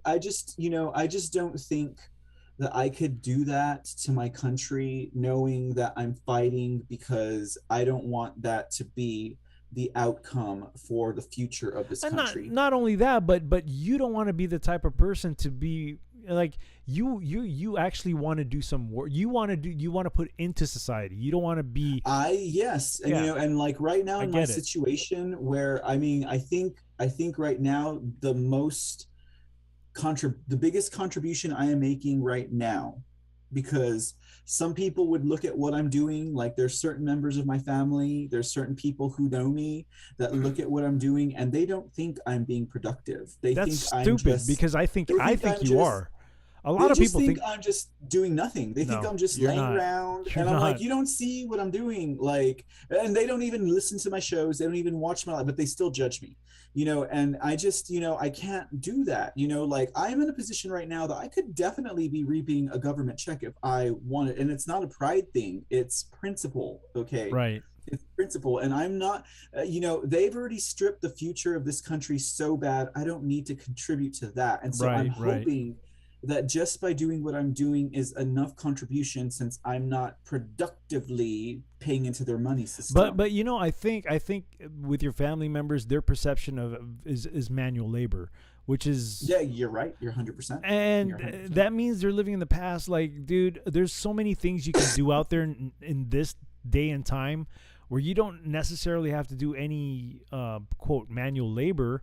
There's a lot of things that you can go do on the internet. Dude, you can Dude, even all run. they want to see, all those people in my family who are not on the manual labor kick want to see is they want to see a time card, is what they want to see. You know what I mean? Like if you ain't doing hard work, at least we know you're on the clock. Does that make sense? No, Like, it does. It does make sense. I know. yeah. Yeah, but dude, the internet in itself has so many opportunities, and this country, I don't know about now, because of what we have, as far as the leader of the free world, so to say, but this country and the internet has so much potential. Well, there's a new internet coming. Did you know that? I've heard a Sorry. few. I've heard a few I things. didn't want to kick you back. I didn't want to interrupt you. I'm sorry. Go ahead. No, but I'm saying that there's different means and ways to do something, to make a living. And I'm beginning to learn because I do the DJ thing, and it's a team between my daughter and I. We started a brand ourselves. And now I'm like, I don't know anything about marketing, and I should learn stuff about marketing because that's going to help me not only for this show, but also my DJ stuff. That, learning how to market your brand, dude, if I can do that just to make a decent living, that'll, and I'm learning how to do it. So there's so many what I'm trying to get at is there's so many possibilities of making a living just via the internet. And this country also, because this country has allowed us to so far it has, until the time comes. But for now, we still can start businesses in this country. You know what I mean? Yeah, 100%. I hear that the price of cars and used cars can get really high. So that's what I've heard, man. I've heard kind that. of my goal right now is to try and raise money to get a cheap used car, because I have no transportation. And there's certain things that I want to do and that I've wanted to do, particularly in regards to like working within like the electoral process or things within the local government, but I can't. Oh, we've had this discussion. I know what you're talking about.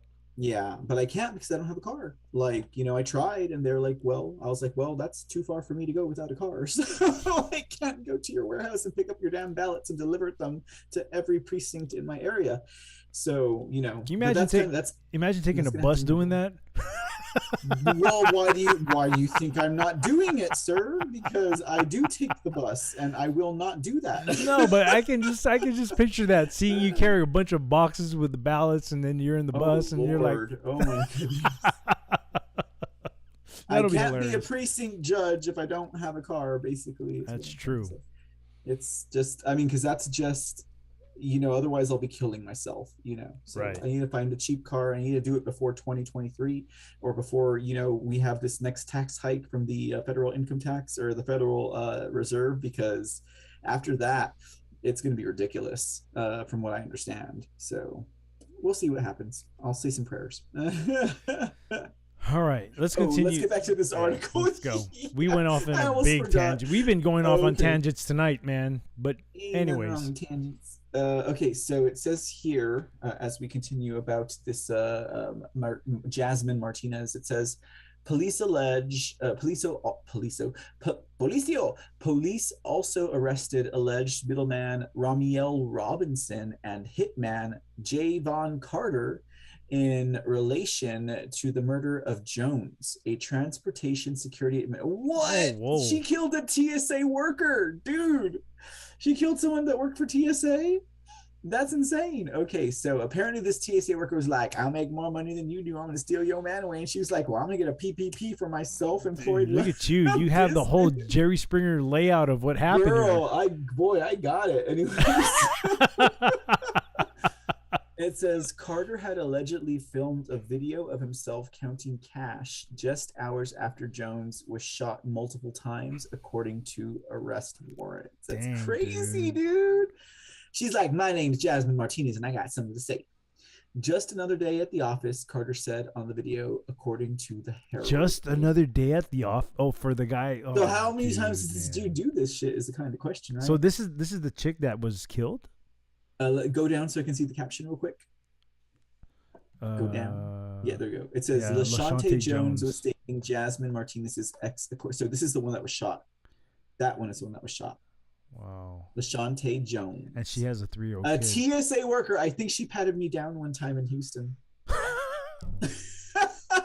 Wait, is this from? No, this is Florida. My bad. Yeah, this is Florida, dude. My bad. She looks like all. I guess all LaShantes look the same. Look at fucking. Damn. Jones Martinez is fucking wrecked. Sorry, that's so wrong. That bitch ran a beauty salon, really? That's her mugshot, dude.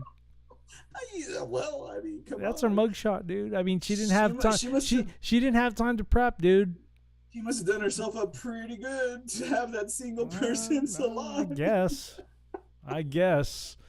That's so bad. I'm such a bastard. Okay, so the article says attorneys for Martinez and Robinson said their claims had no part in plotting the kill. The TSA worker had allegedly been targeted by Martinez after several run-ins that culminated with the victim testifying in a case against Martinez's boyfriend. So what does a run-in mean? Like she walked in on them on a booty call or what? Who knows? Or it could be like, bitch, blah, blah, blah, my man, your man, but it could be one of those things too. One of those things. Yeah. So she says Martinez was arrested in 2016 after hitting Jones. So this bitch didn't learn. It's been like 5 years. Clearly this man don't want you. He wants Jones. Like you're still fighting over him? I mean, dude, okay, so Martinez there. Jones there. Right. I think I'd pick Jones any day. Well, between the two. I know. I would agree. I would agree. Look at the beauty salon owner. Apparently she but hasn't that's been. That's not the point. Apparently she hasn't been fixing her. You know, I mean, clearly she did not understand that her boyfriend 5 years speak 2016 to 2021 22 5 to 6 7 years. Damn, dude. And she's still holding on to that loser. And I'm saying it for her benefit that he's a loser because he stood with her even though he had some side piece, you know? Yeah. But she could not let go of him. Like that woman. You know, a lot of people are like that though. A lot of people. She's the kind of person that wears a mask these days. Because I mean, I can see that. All right. I can see people in the chat and anyone who's listening to this, you have to forgive me. But the only ones that want to wear masks nowadays are the ones who are insecure, the ones who feel like they're ugly, the ones who think it's hiding their, that's the way I see it. No, I don't know, man. I mean, that could be. Yeah. That could be. Clearly, there's the fearful, and clearly, there's the ignorant. That's a good percentage. That's a percentage of people, but I don't think that's the good percentage of people. You know what I mean? Did I say it's a good percentage? Oh, you mean as in as far as the number goes? Yeah. Yeah. No. Yeah. I mean, I see so many people that I get this vibe from them, like they are just insecure with themselves, I can see and that so too. that's why they wear the masks. I can. That you get a different vibe from people who feel like they're better than you and like they want to command and lord over you.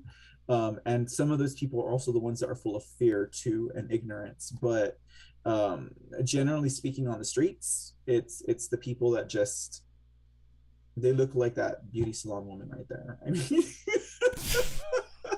I'm not pretty speak, so like I could say these things, like I guess, man.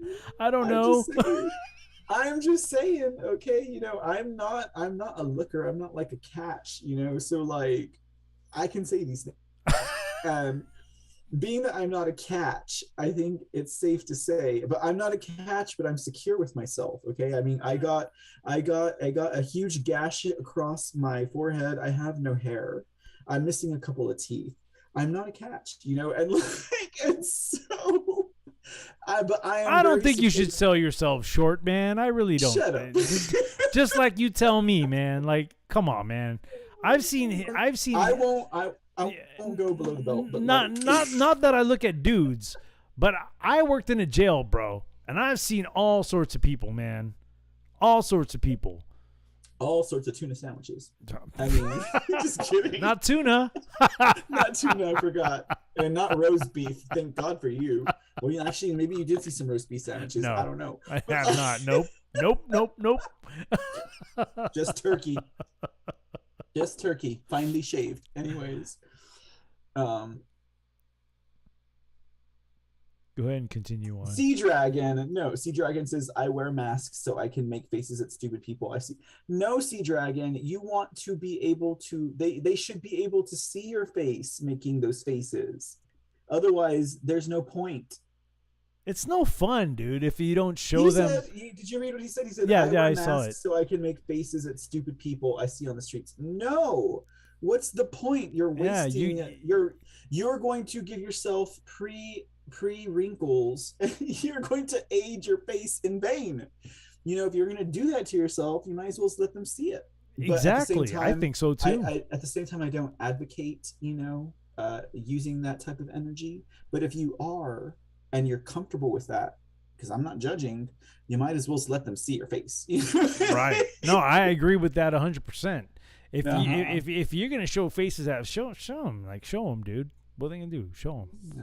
Loud and proud, Sea Dragon. Okay, let's get back to the article. It says, after Martinez was arrested in 2018 for allegedly beating up Jones again. Oh my goodness. Okay, so she's one of these chicks who constantly got beaten up by her boyfriend then.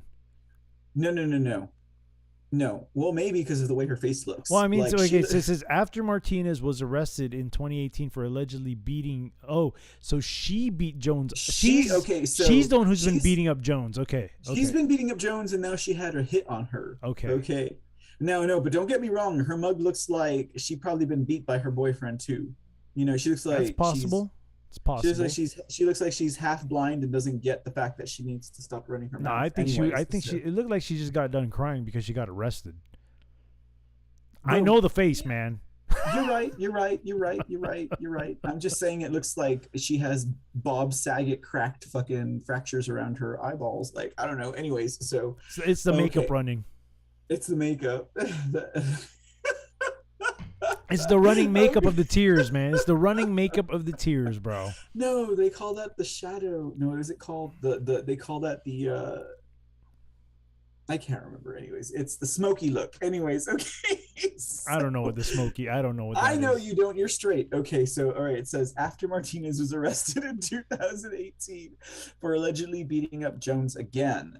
Jones was attacked in the courthouse parking lot by two men. In the parking lot of a courthouse? In the parking lot. Shit. You told me this was commonplace, didn't you? For what? No. That was about the homeless people. My bad. Yeah. It says Jones was attacked in the courthouse parking lot by two men, including Martinez's new boyfriend, Kelly Nelson, according to NBC. Jones was going to testify against Nelson, but reported being harassed and offered a payout to keep her mouth shut, according to the accusations against her. Wait. Okay, so okay, so So the it looks like they jacked were up going to. beautician. It looks like they're going to court already. Yeah, yeah. It says in April, Jones testified that she'd been attacked by Nelson. Okay, ladies and gentlemen, the point of this story is this bitch wasted taxpayer money on a hit. Okay. Yeah, she Leave used me the alone to get this PPP. off. She took her PPP money and said, "Yo, I need you to whack somebody for me." Damn, boy. Like, you ain't gonna be spending your money on drugs like most of them did. They end up spending it on getting hitmen to take I out bitches prefer that them they've to been be fighting spreading. for. You know, I gotta be honest. Like, I wouldn't be that. I wouldn't be all that upset if it was on drugs on themselves, man. But getting a hit on somebody, man, that's That's like crazy. I mean, it's all a waste of taxpayer money. It was from the jump. I mean, this entire pandemic was from the jump. And that was the way it was supposed to be. That's what it was designed to do. But like, that is crazy, man. First time I heard about someone's wasting taxpayer money on a hit job. Oh, well, yeah, on a hit job. I was about to say there's so many people that are wasting taxpayer money for sure. No, period. Yeah. But on a hit job, Point yeah. blank, period. Yeah. This is a crazy article you picked, man. I Honestly, this is like newsworthy shit. Well, you ain't gonna hear it on the C reports. Well, shit, we just heard it here. I mean, You heard it here. it honestly, this is honestly legit news. It's legit news. Yeah, I don't know what to say, man. I mean, this is legit news. She's freaking using the government to pay for hits, bro. I mean, that's the part right there that can probably fall into the category of this is news. I mean, they could have ended on paragraph 1. You know what I mean? I didn't need to know about the 30 times she tried to kill the guy that her dude has been consistently cheating on her with. You know? Jeez. What the hell? I mean, man? but I mean, that's what writers do on articles. They have to paint the picture of the story. Do. They have to They paint do. the I'm picture. glad we can just laugh about it. You know? I know it's terrible, isn't it? The audience is gonna think we're cynical sons of bitches. I mean, it's supposed to be, you know. This is how I get through my work week now, ladies and gentlemen. I come over to the bartenders, we laugh about some headlines, and I have a stiff drink. Okay. It's crazy, dude. It's crazy. Okay, let me go to the bar real quick. Okay. Sea Dragon says, "Big Mike looking bitch right there."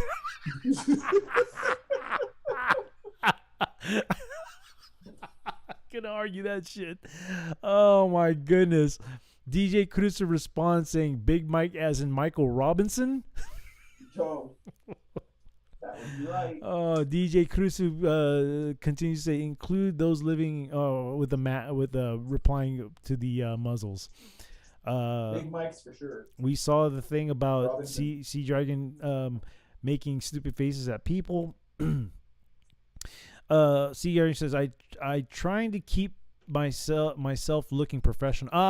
It must be during work. That's why you must be in work clothing is what I'm alluding to right there. Creative writer gives hearts to us, and Sea Dragon says she's crying because she could have had used 5,000 for bail.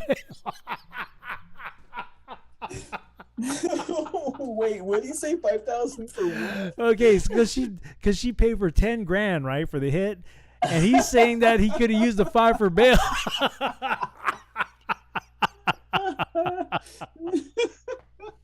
Damn, Sea Dragon, you hilarious, bro.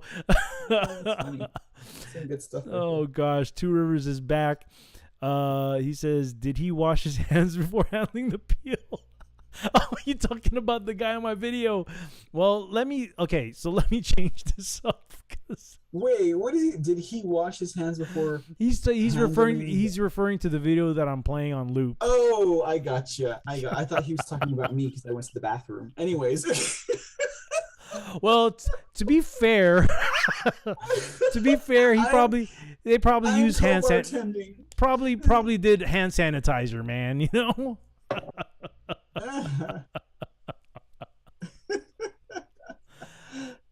Okay, Two Rivers is asking, are you in the foxhole? I just responded him. I'm all over the place right now, baby. What you talking about? All right. We better get to this last one because it's getting late. And I got things I got to do in the morning, man. No kidding. I still have a lot more things I got to do in my garage. I got to. Yeah. Not only that, I'll probably be up a couple more hours working on some stuff for the show, and then yeah, stuff like that. So. well, not only that, but I've been trying to chase leads for more gigs. Yesterday, I was able to talk to somebody about a wedding. It's a smaller event, which means it's less equipment for me to bring, which means it's not going to be that much money, but nonetheless, it's still a gig, and I get my name out there. Do it, dude. So yeah, he said they're shopping for other DJs, and I was like, that's cool. You have my number if you need me. So I'm still looking. I'm still chasing for those leads, man. I'm still chasing them. Do what you got to do. I need the jobs, man. I need the jobs. Man, dude, if I were still in Austin, I mean, because, I used to work club scenes. Like, I used to do a lot of promotion. Even in San Antonio. You want a gig in San Antonio? I bet you I could book you. You want me to be your booking agent in San Antonio? We'll talk offline. Yeah, I mean, that. I don't mind making the drive out there either. I don't. Okay, cool. I really don't. I mean, I'll see what I can do. Look at that. Just like a manager says. I'm just saying, dude, like, I mean, I used to handle booking for my band and all that stuff, and plus a booking for, like, I am not a stranger to doing bookings for public events. Like, I've done that. That's in my repertoire. So anyways. Repertoire. Anyway, okay, we'll save that for offline. But like, yes, we will. Well, there you go. So all right, let's go here to the last article. Bam. Let me screen share that for you. Okay. Here we go. All right. If you guys didn't know this story already, then I guess I'll be letting you guys know about this story. Article read. Actually, this comes from page6.com. And the article reads, Heather McDonald shares video of the moment she collapsed fractured skull. Okay. Can I just say she didn't have to share that video because everyone saw it before she got conscience again? Okay, so you know what? Let me I'm going to play this video. Play it. I'm going to play this video. Godsmack. But I need the thing is I need you to be muted while I play the video. Just so you get a little backstory of how this whole thing went down if you have not seen the video already. So let me just go ahead. Go ahead and start muting yourself now. And I will play this. If it plays. Is it going to play? I mean. I say this, and then this happens. Okay, so we're going to play it. I'm happy to be trigger here. warning. Yeah. I don't mean to brag. I don't care, but I want you to know. Oh, you got to expand that, bro. Don't give us a small version of it. Okay, hold on. And I'm going to be honest. I have the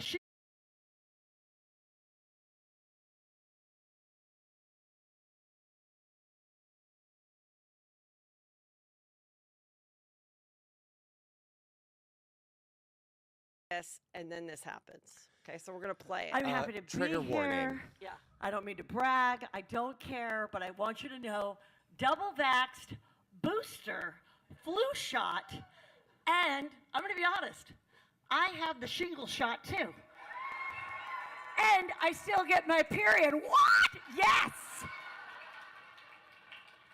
Traveled, went to Mexico twice, did shows, meet and greets, never got COVID. Clearly, Jesus loves me the most. Seriously. So nice. So nice. Boom! Somebody once told me the world.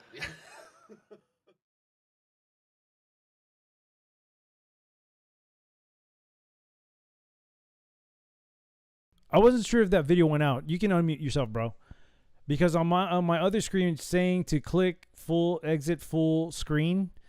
Did you see it on? I know you probably saw it on your. No, you're right. You're right. It does say click to exit full screen. Okay. There's no video of it. I will play the video. I'll play the video afterwards. I'll look for it on Yankee Tango or something, and then dude, I'm sure they're not mad if you say their name because you're kind of promoting them if you do. Yeah, I don't care about them, Yankee Tango.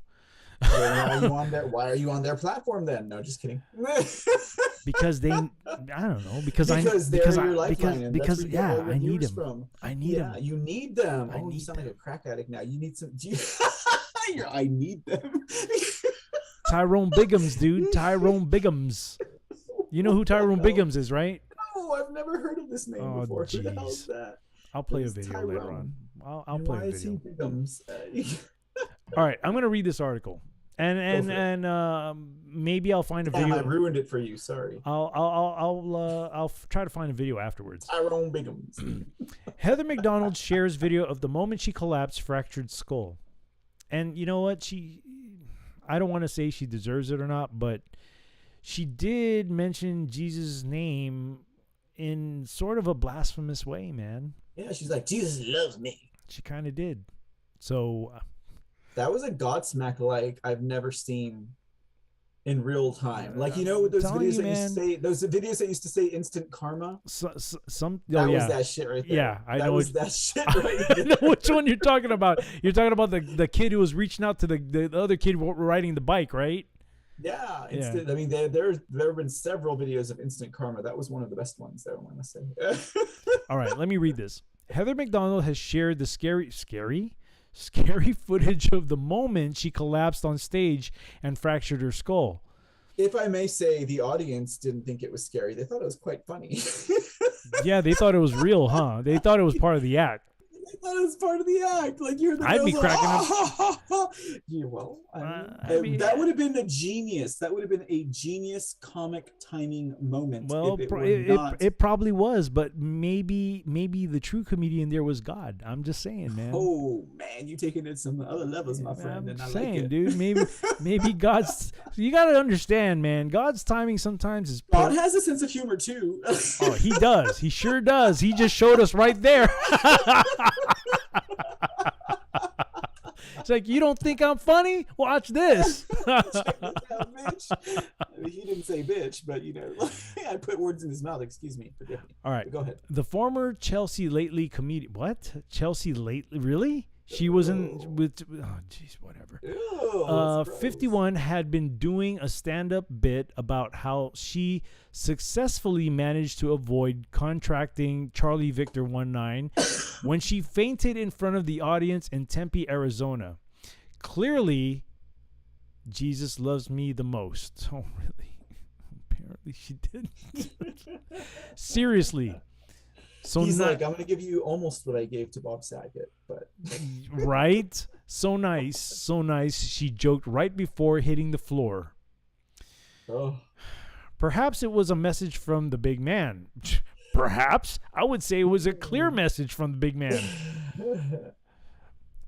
Ever a comedian, McDonald captioned the wild video. I fainted on stage and fractured my skull in front of a sold-out show at the Tempe Improv. What do you think caused it? Hashtag karma, hashtag Jesus, hashtag comedy, juicy scoop, stand-up, Charlie Victor. As Page 6 previously reported, the Juicy Scoop, in quotes, podcast host ended up in the emergency room following the incident Saturday night. So I'm in the emergency room. I look weird. I'm so. Okay, how many times you got to say so, bitch? Sorry. Yeah. And she shared in an Instagram stories video filmed from her hospital bed. I passed out on stage. I got up. I did one joke, and I felt so dizzy. Can you see my eye? I fell on my eye, she continued, showing off her... She did not fall on her eye. Was she that fucked up? Dude. She fell on the back of her head. And it says here that she was showing off her bruises, dude. Like, who does that? I'd be ashamed. I personally would be ashamed. Maybe that's why. I think there's there's a problem with people with not having humility, dude. And that's why she's showing it off, because she's so embarrassed or something like that. Like, her ego's damaged, right? So she's got to like try and play it off or something. No, I think her ego is just too big that she's now showing it off to people. Like, look at me, this is part of my head. Oh, you know? Man, that's even worse, dude. I cannot believe this happened. I feel so terrible. See, I feel so terrible that they had to tell everyone to leave and then cancel the second show. She concluded by promising Tempe, I will be back. Oh, I wonder what I wonder what the encore is going to look like. I never ever fainted in my life. Never say never. McDonald was on the second night of a 3-show stint in Arizona. She is slated to take the stage in Los Angeles next month. Oh, okay, a bigger stage for you to fall on. Okay, well that's about it. Okay, so let me describe the video. So let me just stop this real quick and take you guys back to the bar so we can talk about this. Hold on for a moment. Hold on. There we go. Let me go back here. Man, there's so many freaking tabs here that I got to freaking do. Okay, so the extent of the video, I mean, you guys heard the audio, I'm pretty sure. So she's here, bragging about how she's taken the jab and all this stuff. She's taken all sorts of vaccines. And then at the end, she says, on top of her saying, oh, I'm 50 and I still menstruate. And she says, and she brags, Jesus must really love me the most, or something to that effect. And she goes, and after that, she collapses, dude. She collapses. She has a face plant. No, she like straight on her back. On her back. You can see her head like bounce off the ground. You can hear the smacking of the skull down on the freaking ground, dude. Yep. And I bet you if there was a camera freaking close up, you could see the head bouncing as it impacted the freaking the floor for sure. Do not doubt it. So, and just reading that article, it shows me that she has no humility whatsoever. She thinks that it's all a joke and it's all funny, but I'll tell you what, she did go on, I want to say, Dr. Drew's show, and she was questioning about the vax all of a sudden.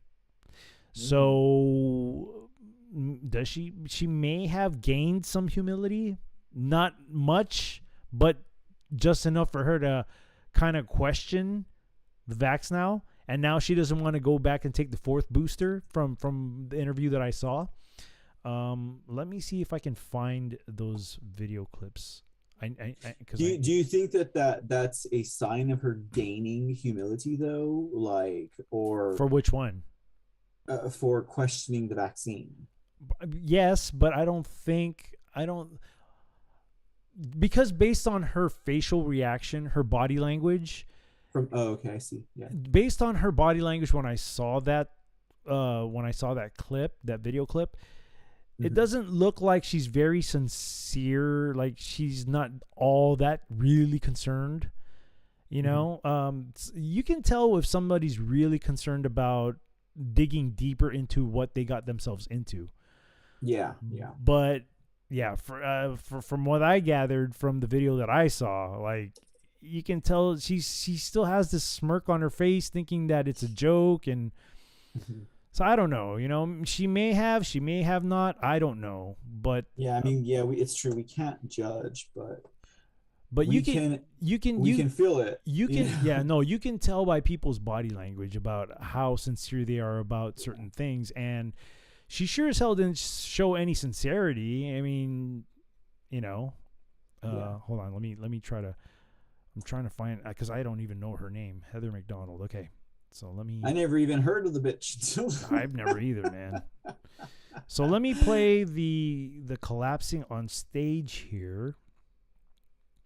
Do it. Let me. Speaking of which, while you're doing that, there's another one that just happened, and this one happened in Germany with a comedian.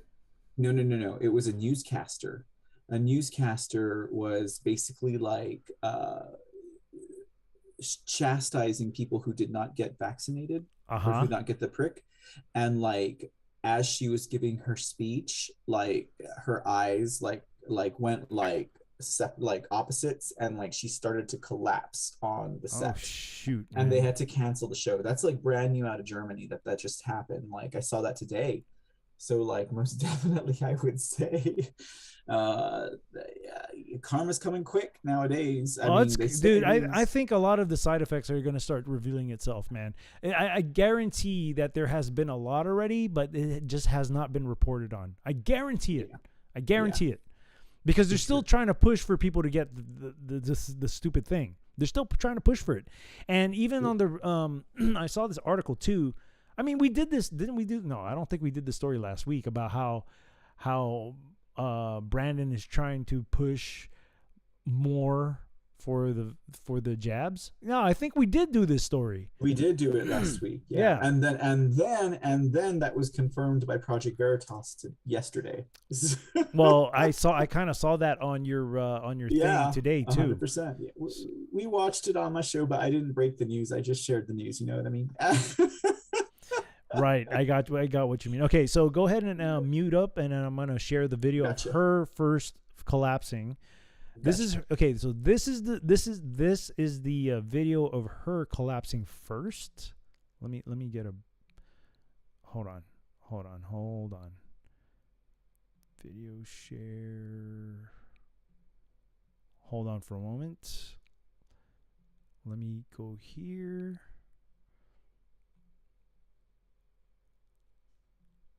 Okay, here. Okay. Let's watch this, folks. Let's watch this. I don't care, but I want you to know, double vaxxed, booster, flu shot, and I'm going to be honest, I have the shingle shot too. And I still get my period. What? Yes! Traveled, went to Mexico twice, did shows, meet and greets, never got COVID. Clearly, Jesus loves me the most. Seriously. So nice. So nice.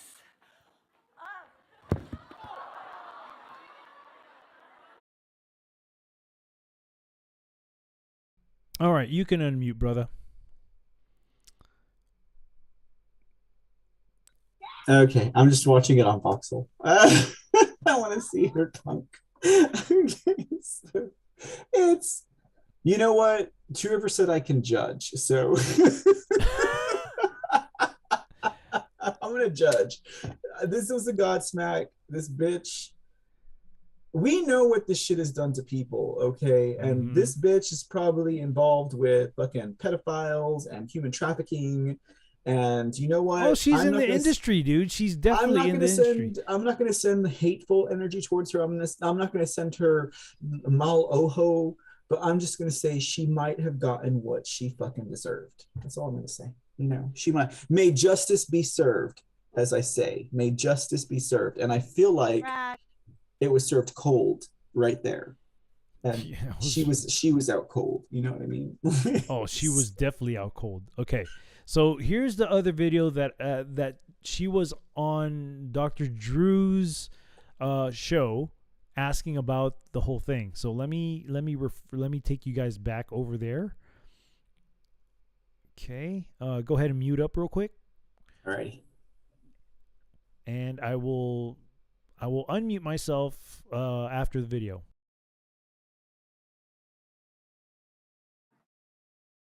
We looked back, and I did get the booster, which I had double Pfizer and Moderna booster, 3 weeks to the day of the fall. Is there anything that you've seen about time-wise? Because, when I asked the doctors about that, they said, oh, normally... Okay, go ahead. 2 to 3 weeks. 2 to 3 weeks is where you see a lot of this stuff. I have a friend that got the booster, and he got really destroyed by it. He still can't walk across the room. He's having all kinds of symptoms. There's a lot of funny stuff. We don't really know what it all is and where it's coming from, but it's still worth doing it. I'm not at the point where I'm saying that it's still worth the risk, but it's got a lot of funny side effects, and syncope, it's called. Fainting is one of them, and I think it's from the POTS syndrome, POTTS. And so, I was worried. What I wanted to check was to make sure you didn't have any evidence of myocarditis. When you were, that's why I wanted that, which is an inflammation of the heart, and it changes the way the heart muscle functions a little bit. And that's why I was red hot on that echocardiogram. Right. Yeah, I mean, So you know, yeah, what can I do now? Yeah, I mean, I don't think I'm going to get the 4th booster, though. I will say that. there is not, I think I'm there's not yet evidence. I There's think not I'm science for done. that I yet. think I You I'm don't should. think done I right will now. either. If you were 80, we'd be talking about it. I literally talked about it to my 75 and 80-year-old patients this morning that I was telling them, I think you're going to probably need it. You don't need it. There's no evidence for that. But the other thing that happened is you got a multi-million-dollar stroke workup, man. They did so much. They did an MRI, MRA. They did, vascular studies of your neck and your heart. They did a great, huge Good workup on you. hospital. You must have been in that MRI scanner a lot. Yeah, I think I went in a couple times, and then they did ultrasound for the heart and the neck area. All right, that's enough of that video. You can go ahead and unmute yourself, bro. Oh, okay. I got a lot to say about this. Okay. First of all, that bitch, she don't give a damn. She doesn't care. She's not remorseful. She hasn't had a change of heart. I told could you. tell by looking. I could tell by told looking you. at her Botox fucking sunglass face. Okay. I could tell. She's just like, my life is fucked now. What am I gonna do? Like that bitch don't care. No, she's doesn't. Just like, well, I she's told like, I'm you, here, man. I told you. I told you she may have a little bit of a humble, No, she humble didn't. moment. No, that's not even a humble moment. She's like, fuck. Now, like, I look like a dumbass because I got the fucking shot. Like, that's how she is. Yeah, no, Okay. definitely she does. No, definitely she feels stupid for that whole incident. She even said it. She's like, well, what can I do now? She can't do anything because she took the shot. I'm definitely not going to get the 4th one. Now, let me tell you something else. They're gonna pull. What's that dude's name? Dr. Drew. I mean, that bitch looks the same as when he was on MTV when I was 15. Like when he was doing Loveline with Adam Carolla. Yeah. Like he looks exactly the same. How much adrenochrome has that dude been getting? Who knows, man? But like for him to be telling her, he's inspecting her and looking at her myocarditis and all this stuff. They're gonna pull his show. They are gonna come down on Dr. Drew because you got all okay. Millennials may not know who Dr. Drew is. Okay. They don't know who Adam Carolla is. But for all of we people who I had MTV for like 3 years in my teenage years. I was very well aware of Loveline with him and Adam Carolla, and them talking about like syphilis and like the clap and all that stuff. And like, they used to talk about a whole bunch of like dating stuff. Yeah, dating stuff. A whole bunch of shit. Yeah, but like for him to, I'm just saying, he looks exactly this. He has not aged one day since. I am going to be 40, 15 or younger the last time I saw him. I haven't seen him until now, so I'm kind of taken aback. And he's giving out like non-positive and almost cautious messages about vaccines and boosters. Well, I mean, you gotta also, if you heard what he's said, not independent. He's not independent. There's no way he's independent. Well, he was very careful about how he said things. Right. He also said, remember, he did say it's still well worth the risk. That's what he said. Oh, he did. That's what he said, man. It's still well worth the risk. I don't think you ask me personally. Fuck no, it's not worth the risk, dude. I mean, anyone in this audience would agree with that. It's not worth the risk. You're entering into a door that you don't even know what's behind the door, bro. You don't even there's not even lights in the door when you enter, and you don't know what you're entering into. That's how I look at it. You're jumping off an airplane with no parachute. With no parachute. Jinx, you owe me a drink. No, just kidding. Shit. But yeah, I mean, I wanted to share that because humility is like not there. No, behind that Botox sunglass face. No, I did not sense any sense of humility. I just sensed, God damn it, what I do to myself. I kind of gave her the benefit of that just a little bit. I said she maybe a little bit, and I'm still gonna stick by maybe. She does have a little bit of it, but I think the humility is more like I look like a jackass on stage as opposed to what did I get myself into kind of deal. You know what I mean? I can agree with that for sure. So that was the last article of the night, and the video clips. Did you enjoy yourself today? I thought today was, we went, I mean, granted, we went on a lot of freaking directions that were kind of weird, off topic of the not the articles, off topic of the articles that we were talking about. But overall, what'd you think of the show today? I mean, I gotta say, it's a pleasure bartending with you, sir. So thank you so much. I had a great time. I had a good time. It always is. I mean, when it comes to the whole humor part of this show, I love it, man. I think we should be laughing a lot more often than we are, because let's face it, laughter does the soul a lot, not the whole. Laughter does the soul a lot better. It does. It definitely does. But you got to remember that we're being bombarded by so much. And it's not just in the physical world, but especially in the spiritual world. And I'm the type of dude that always wants to uplift people, and if bringing laughter helps that, then I want to be a part of it, especially when it comes to laughing, man. I love laugh. Who doesn't like a good laugh? Hey, yeah. Who doesn't like a good laugh? Let's go back. I'm gonna see what's up in the chat rooms here, and then close out the bar. Sounds good, sir. Let's see. Two River says the alcohol drink can sanitize. He was talking about the orange peel guy who's, hey, did he watch? Never mind. Oh. Casual Gigi, what's going on?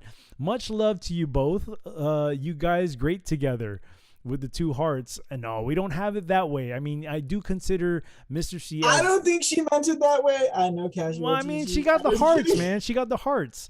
That she loves us, not we love. I got it. Yeah, I misread that. But no, I have to say, I just thought I would say that. I have to say that I do consider Mr. C as a brother of mine. I really do. I've met the guy a couple times, and I think we have a good connection going. I think sure. I absolutely look at him as a brother of mine. I don't look at him as a friend. He's like a brother to me. So I'm very blessed in that way. Let's see. See, Dragon says, but Jesus loved her.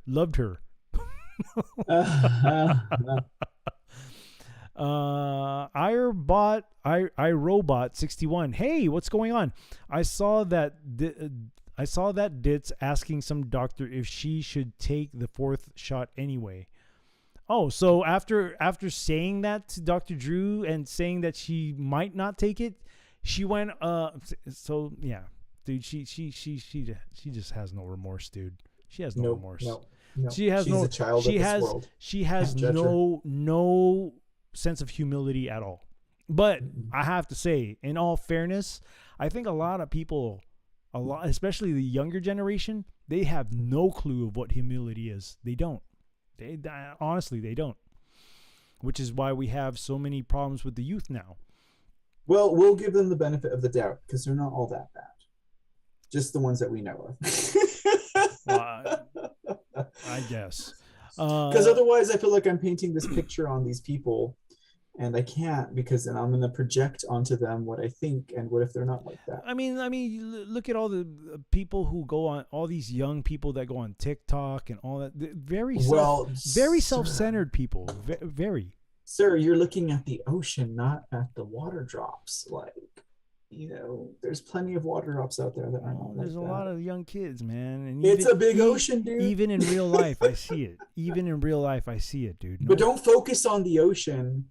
Focus on the ones that are doing a good job. I'm not focusing on them, period. That's all I hear. The ocean's so big and vast and full of fucked up kids. I just see it, and I notice it. Well, because it's easy. There was something that I saw, and I don't mean to get off topic. There's something I saw today on, I think it was on Instagram or place. It was from PragerU, and it was called the missing tile syndrome, and it had to do with people who look at either the wall that has a missing tile and they see the wall, or they see the wall with a missing tile and all they focus on is on the missing tile. And so it's kind of like, well, if you look at the wall as bad people and you have the missing tile as the one person out, but you focus on the wall, like you're going to neglect the good things in life and what builds believe us me, up. I always look. I look at everything, but I just go based on my observation. You know, Which is part of either looking at the wall, which is missing a tile, or not missing a tile. well, It's going to be one or the other. Speak. It can't be both. Either way, it's going to formulate the way that we think and the way that we feel and the way that we communicate and the way that we direct the way that we live and the message that we give to people, you know. And I'm just saying, like, if we're focusing on the negative, then how can we claim to be positive, you know? To a degree, I do agree with you, but either way, you have to look at the picture. You get what I'm saying? Either way. You absolutely do. But what are you going to focus on in the end? Is it going to be on the negative or is it going to be on the positive? Absolutely the positive. But it's the we can acknowledge the negative without focusing on the negative. But in order to do that, we have to move forward with the positive. But that's just my philosophical belief that is probably not for this moment of conversation. Right, right. Sorry, I'm having true vodka, which means I can only speak the truth. So the truth serum, man, alcohol. The truth serum. Alcohol always has some way of getting the people to tell the truth. Oh man. Oh yeah. Let me continue on the chat log here. Sorry, speak. No. Don't ever apologize, man. Don't. It's a conversation, bro. It's a conversation. That's why I appreciate this so much. You're not coming at. You're not freaking attacking me or anything. It's your point of view that you're making, and I'm seeing it, and I'm like, okay, I can understand the angle he's coming from. Although I may kind of look at it at a different angle, I don't necessarily agree with him, but I get that we both want to be. You will eventually. No, just kidding. We both. What the hell? That one made me. I was like, "Whoa, wait, what did he say?" No, but I can see that both of us have the same goal at mind. At the end, we both want good at the end. We both do. 100%. We just have different ways of going. We just have different approaches to it. And there's nothing wrong with that. Like I think every angle has to be covered anyway. So it's we just kind of look at the same picture in a different way. Mm-hmm. So I'm okay with that. Don't ever apologize for that. Don't you ever apologize for that, because you already know what my intentions are, like what I want to see. And believe me, like I want good to happen, because I have children, dude, and they're going to be living in this world when I'm gone.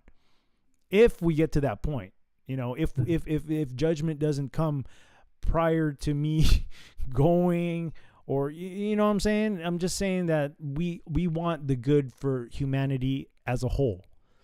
And although we have different ways of looking at it, the goal is still there, that we want good things to happen. And that's good. So I don't ever want you to ever apologize for that. So yeah, I want to get that out. Just don't apologize for not having the same views as me, because I know we're not going to have the same views, but at least I can at least say that we both have the same goal in mind. Absolutely. All right. So never let it be said that this is not a safe space where the cancel culture will not censor you, because it will not censor you here. This is a safe space. As long as you're respectful. I mean, I'm all about, people can have different, that's fine. Just be that's all I ask. I mean, that's as simple as it gets here, dude. You give me respect, I give you respect, and that's about it, man.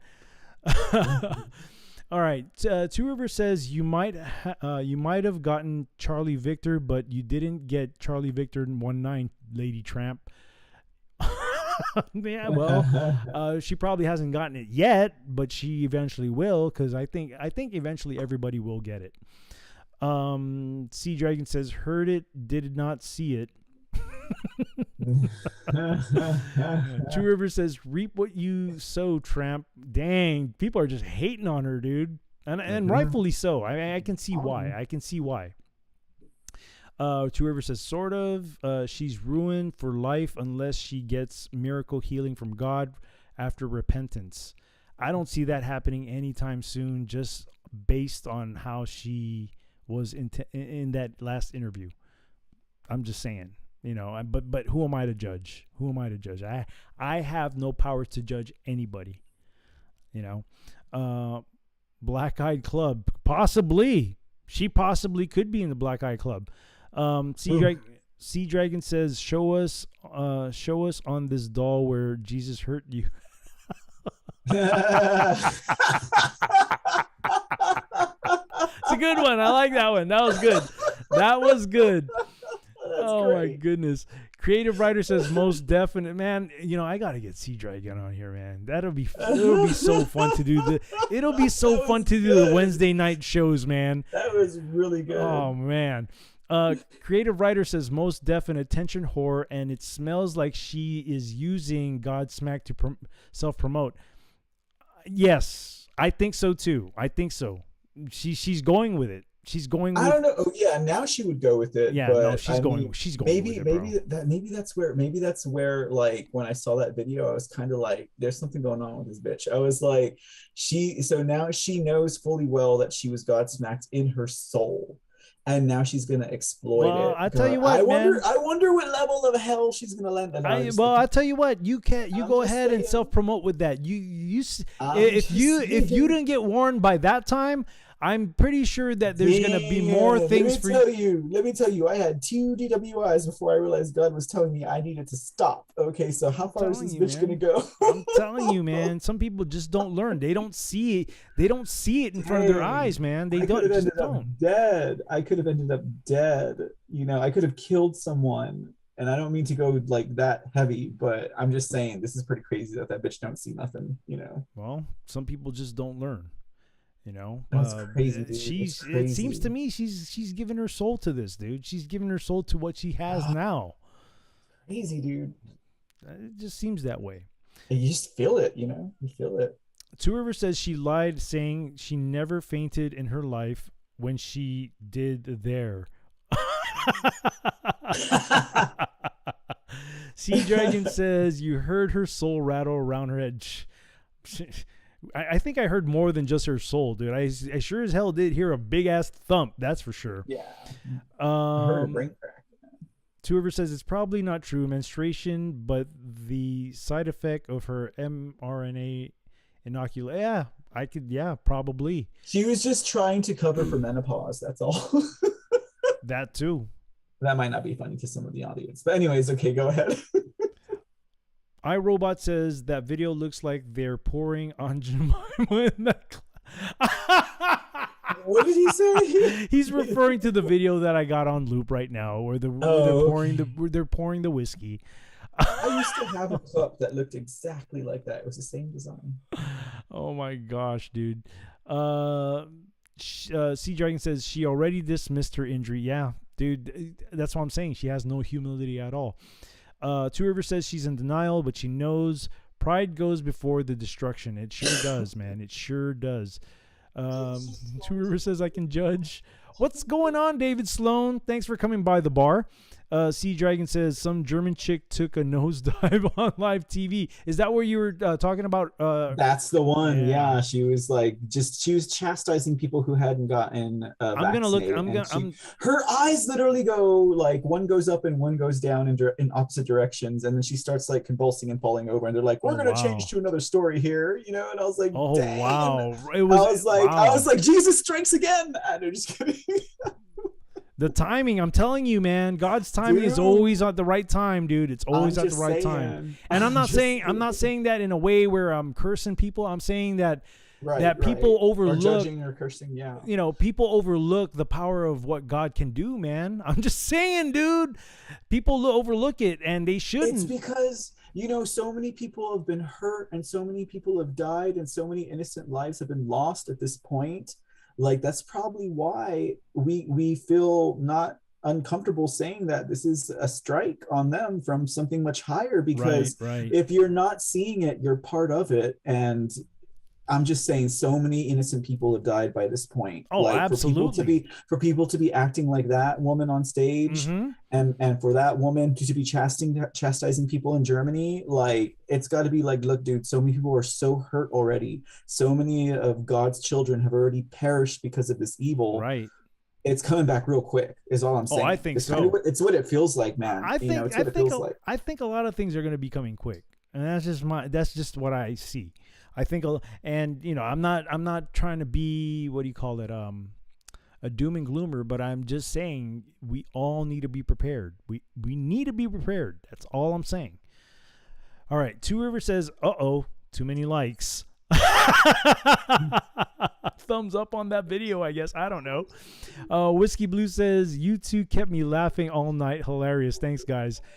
Thank you, Whiskey Blue. And that's the point of this. That's why I got Mr. C on, because I mean, this is when it comes to laughing, dude. I mean, even when we the two times that we've met, we laughed a lot, man. And it's always there's always a good energy there. And that's the reason why I asked you to do this with me, man. And I'm glad you did. and I'm glad that you enjoy it as much as I do.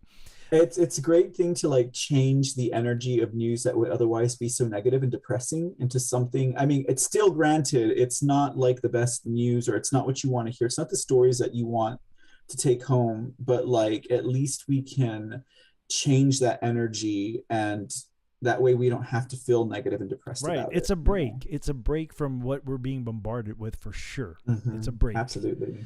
Two Rivers says they're giving me new material. Sea Dragon says she brings new meaning to break a leg to crack a skull. That's crazy, man. That's gonna be the new saying, man. That is crack so funny, man. They're saying let it roll. Let's see. Creative writer says, wow, Dr. Drew dropping red pills. I don't know. He was very, very cautious about what he said.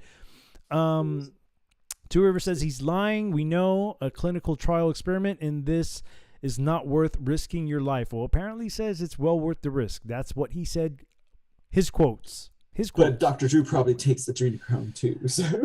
Sea Dragon says she wears shades because Jesus loves her. Apparently so, man. Daniel LaRusso freaking wore shades before he went to his first day of school, covering up those baby browns when his mom told him, let me see them baby browns. And he says, no, Mom, how about some Minute Maid?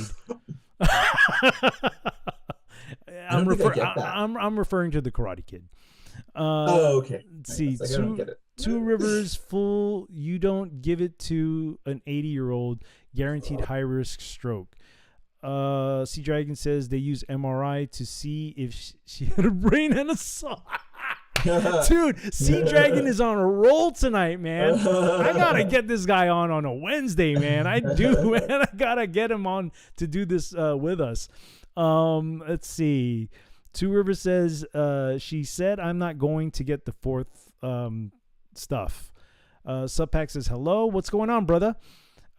Creative writer says Dr. Drew frequently hangs out at Hennessy's bar in Laguna Beach. Oh, okay. Well, that's good to know. He goes.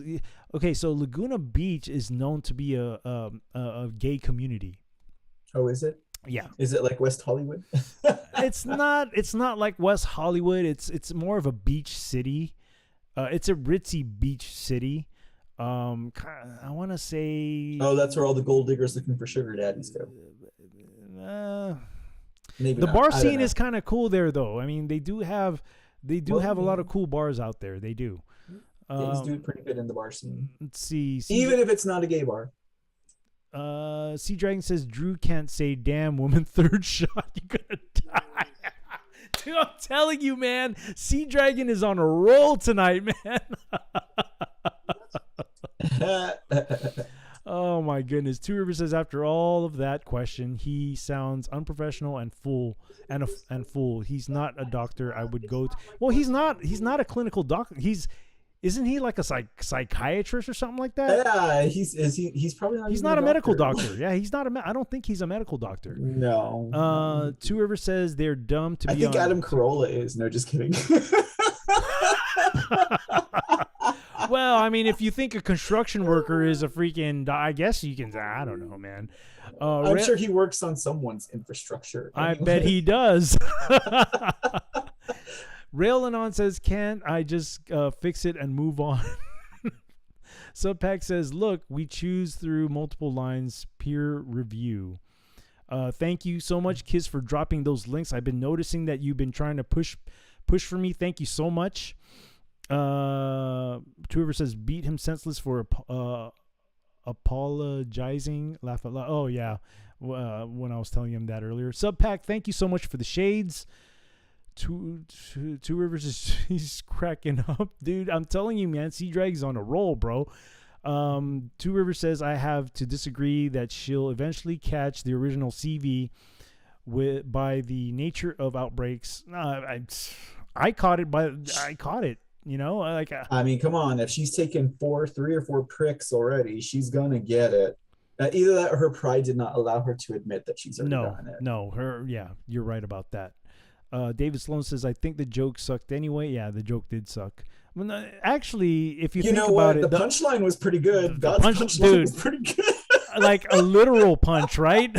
No shit, dude. Like that was pretty good punchline. If you ask me, you heard that. You heard how hard that man in the back was laughing, dude. That was from the back of the room. Dude. Like, he was like, oh, "This bitch is funny." He probably thought that she was a patriot, like, and making fun of, all of the real, like, people who are like, "Get your jab, get your jab." Like he probably thought she was up there making fun of those people. I can imagine.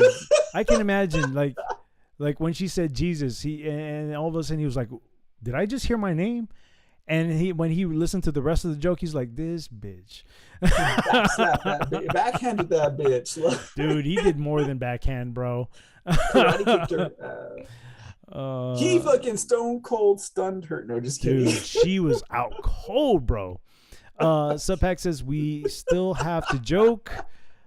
Val Hall, hey, what's going on? Hello all. Hello to you. DJ Kurusu says, gotta go. Thanks for a good show. Thank you, DJ Kurusu, my best friend. Thank you for showing up. Subpack says, How do you say the opposite of half a day? Huh? What's the opposite of half a day? Like how do you say bye? Because half a day is a greeting.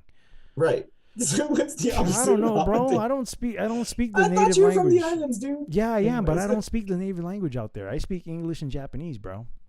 Oh, my bad. You don't speak Guamanian. I mean, I know little words here and there, but other than that, man, I don't speak like the language at all. Buenas tardes, DJ Kursu. He'll definitely get a laugh out of that because he used to live in. Buenas noches. He used to live in SoCal too, so awesome. he's a good dude, man. And I've known this guy since I was a freshman in high school, man. He's been there. He's probably one of the fewest people that understood who I was when I was in high school, going through the shit I went through. Because I went through some shit, man. Broken family, most of it. Mother about to die. And, I didn't know how to fucking handle myself. I was a teenager, bro. And I had no fucking, I didn't have a father figure to guide me into, being proper, I just didn't have that structure. So he was there a lot. He was there a lot. So I love the guy to death. I really do. Awesome. Let me get back here. Subpack says a journey of food, culture, and outdoors. Whiskey Blue says, what? Dr. Drew ain't a real doctor? Why is he always giving me a prostate exam? Maybe because you enjoy it. I don't know. Oh, Lord. Thought twice a month was too much. Well, that's a little bit too much information, Whiskey. I guess we know who's been handling your infrastructure, Whiskey. You do know that medical there is something called HIPAA for medical privacy, right? You didn't have to say that. But by all means, we love the gossip. So. Go ahead, disclose. Oh my gosh, man! What a night, man! It's been a wonderful night. This is probably the best way to cap off the night, man. Is have a good laugh. I just had it, I just finished my drink of Gentleman Jack and had a good time hanging out with a good friend of mine here at the bar, Mr. C. I just had a great time, and this is probably the best way to cap the night off, to be honest. Is there anything that you want to say, or you can even plug whatever show you got going? What you got going next on your show? Well, I mean, yeah, I would like to say thanks for that. I mean, we're always live, of course, Monday through Friday, but particularly this Friday, if there's any Texas folk in the house, we're going to have Lieutenant Colonel retired Alan West on the show. Dude, I got to check on that Friday. show. I'm definitely checking that one out. You know, definitely I wanted to let everyone know that. And we'll have a few whiles with him to kind of just, you know, shoot it and ask some questions and see what's up. And I don't know, guys. We'll see how it goes. I really feel like he has a really good chance at being the next governor of Texas. I hope he does win, man. He's a good dude. Like, because you and I, we went to go, not necessarily to meet him. We went because we wanted to support our good friend out there in Copper's Cove. Copper's Cove. Yeah, yep. Copper's Cove. Mr. Joey Afashi. Yep. And I really hope he's one of those. He's like one of us. Like, he's fed up with the shit, and he's he's a bright dude, and he actually has solutions on how to fix the problems over there. You know, I didn't even realize that their jails were fucked up over there. Oh, you talking about in Coryell County? Yeah, dude, I did not know, from man. What Joey said, it's pretty crazy, dude. That's bad, man. Like, it's sparking my curiosity. Like, maybe I want to take a tour there to see how fucked up it is. Maybe you can go help them out. I don't. Just you kidding. know, Just kidding. I know. I could give some advice, not all, because I was only a freaking deputy. I wasn't like a ranking somebody. I mean, I could give him my opinion about things, and honestly, I really don't want to delve into the whole political. I just can't. I can't do it. The mudslinging, I can't deal with it. The public life, I can't do it. I just can't. I can't. I mean, I can't even fucking do it. I can't even do it here yet. You know what I'm saying? I can't even come out yet. I don't understand why, but I respect it. I mean, I dude, you know how many times I've been contemplating just do it. You should. It doesn't feel right. When it's the time it's the time where I'm gonna feel right about doing it is the day I'll do it, and no one's gonna know. It's just gonna be one of those things that you just see me all of a sudden. Just kind of like how I started doing the DJ sets, just showing my hands. I didn't tell anybody I was gonna do it. I just did it. So it's gonna wait for that moment. It's gonna be one of those. You know, I'm just gonna. You know, just like when somebody went on your, it was like your show, right? Hey, so and so went. They showed their face on that show, and you're like, ooh. Well, you remember? You told me, like, hey, so and so showed their face on that show, and you're like, oh thanks a lot, man. Like, yeah, I'm having a show right now. I think the only reason why that happened is because I had a really important show that night that needed to have distraction. So you're like, well, just kidding. But they're like, quick, do something to distract them from the show. I'm just kidding. But no, it's gonna be it's gonna be one of those, and it's gonna be during your show too.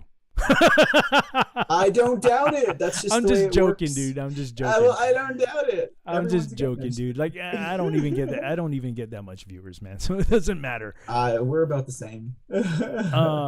Yeah. So go ahead, plug away. You got that thing going on with. Oh yeah, no. It's just, you know, Lieutenant Colonel Alan West will be on with us on Friday evening. And that'll be for the C report. Oh, and I just actually got another confirmation as well on Sunday. We're going to have another guest who is running for San Antonio District 20. His name is Kyle Sinclair. He'll be on with us on Sunday at 3 p.m. Central Time. And I'm really interested in talking to him because he is actually the CEO of one of the top 3 hospital systems here in San Antonio. He is running as a Republican against Joaquin Castro.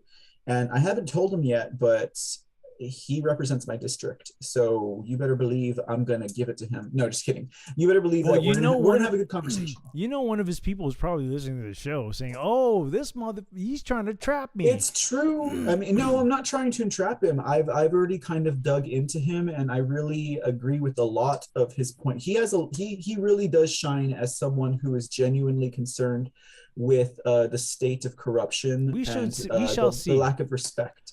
Well, the only question that the only real hardball question I have right now for him is, did you seek out Dan Crenshaw's endorsement, or did he offer it to you? And we'll leave it there. But I mean, I've already dug into him, and I've listened to what he's had to say about COVID-19, the vaccinations, the mask mandates. And even though he works in the medical industry, he's 100% for freedom of choice. He doesn't think that it should be mandated. He doesn't agree with a lot of what our government here in Texas has done in regards to that and some of the ways that they've kind of handled things.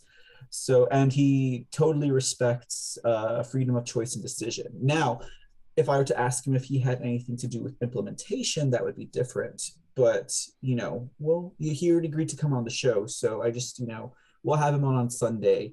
And then speaking of the whole Texas primary, since we are Texas, kin here, we'll be doing a show or two, mostly focusing on the ballot for Tuesday. And I apologize that I didn't get to it sooner, guys. I know this is kind of last minute, but we'll dig into it. And you guys just favorite my channel or follow me on whatever platform you like so you can get the notifications and you know when to tune in or check out the replays.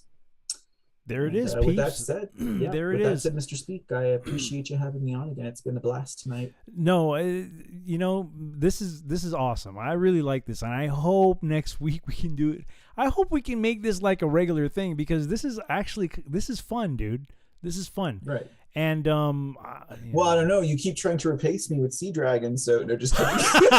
No, it'll be interesting if three of us can, because, dude, we all have something to chime in about every time there's something to be read, and he's funny, bro. You have to admit, Sea Dragon is freaking funny as shit.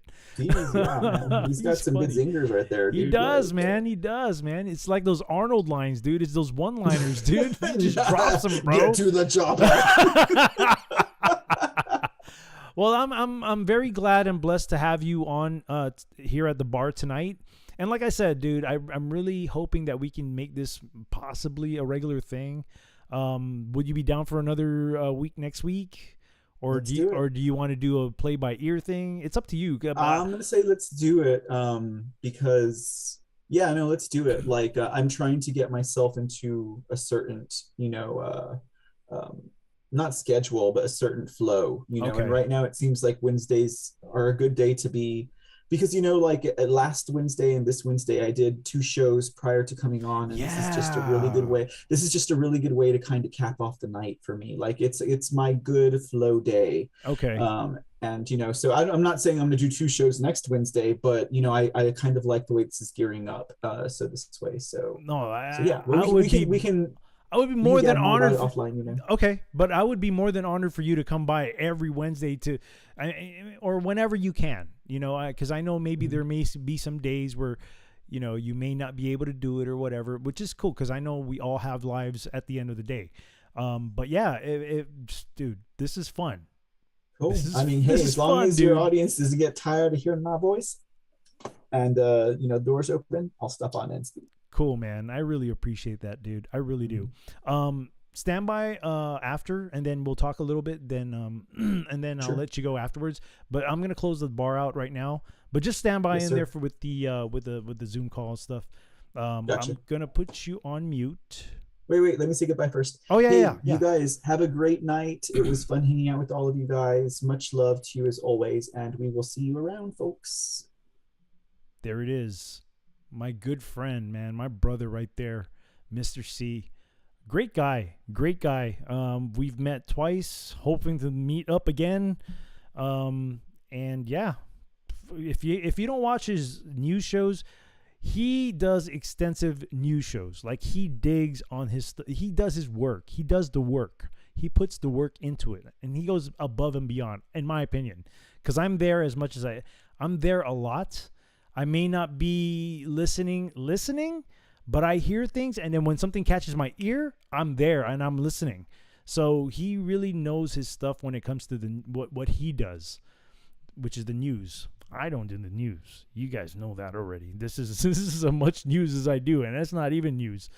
Anyhow, let me just read up on this real quick.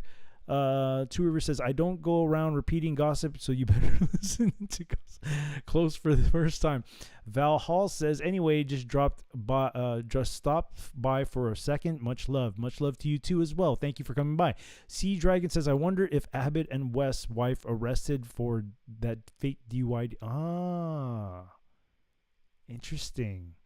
Pilled by the Rabbit says, why didn't Trump endorse West? You know what? I don't care. I've heard West, and I've been following West for a long time already. Here and there, he's a solid dude. He's a stand-up dude, and he was a hands-on dude as far as like being in the military.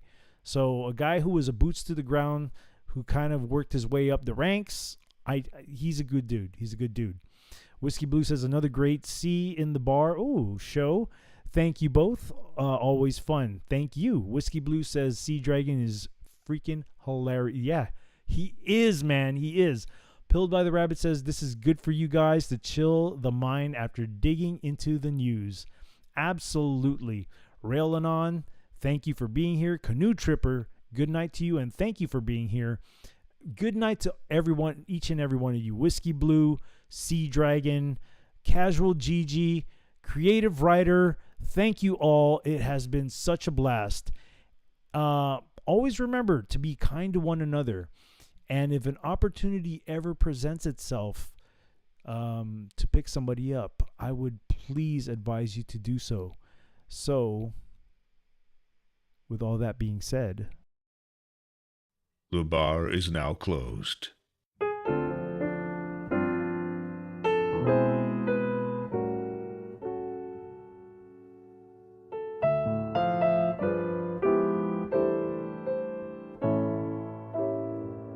I can't help but wonder if I'm under a spell.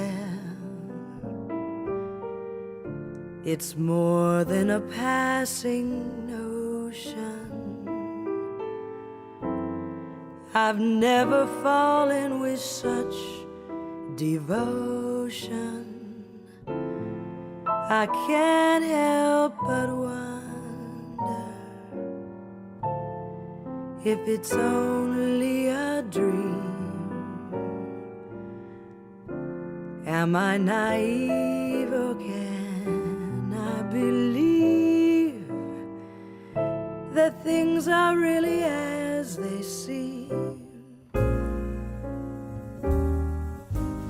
Can anyone explain how to understand what's true?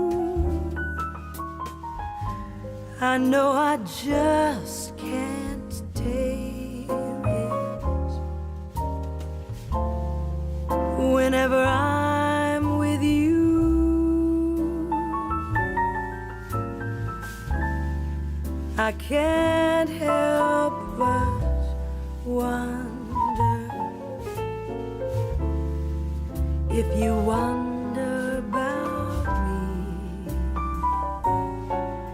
'Cause lately I can't help but wonder how wonderful this might be.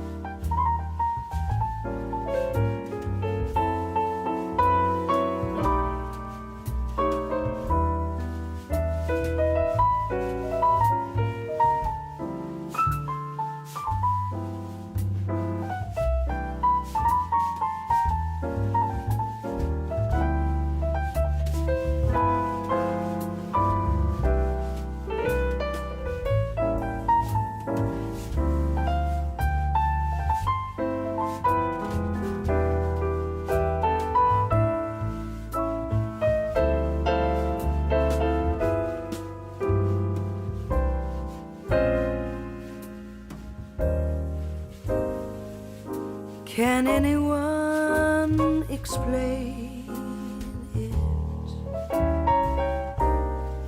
How to understand what's true? I know I just can't take it. Whenever I'm with you, I can't help but wonder if you wonder about me. 'Cause lately I can't help but wonder how wonderful this might be. 'Cause lately I can't help but wonder how wonderful this might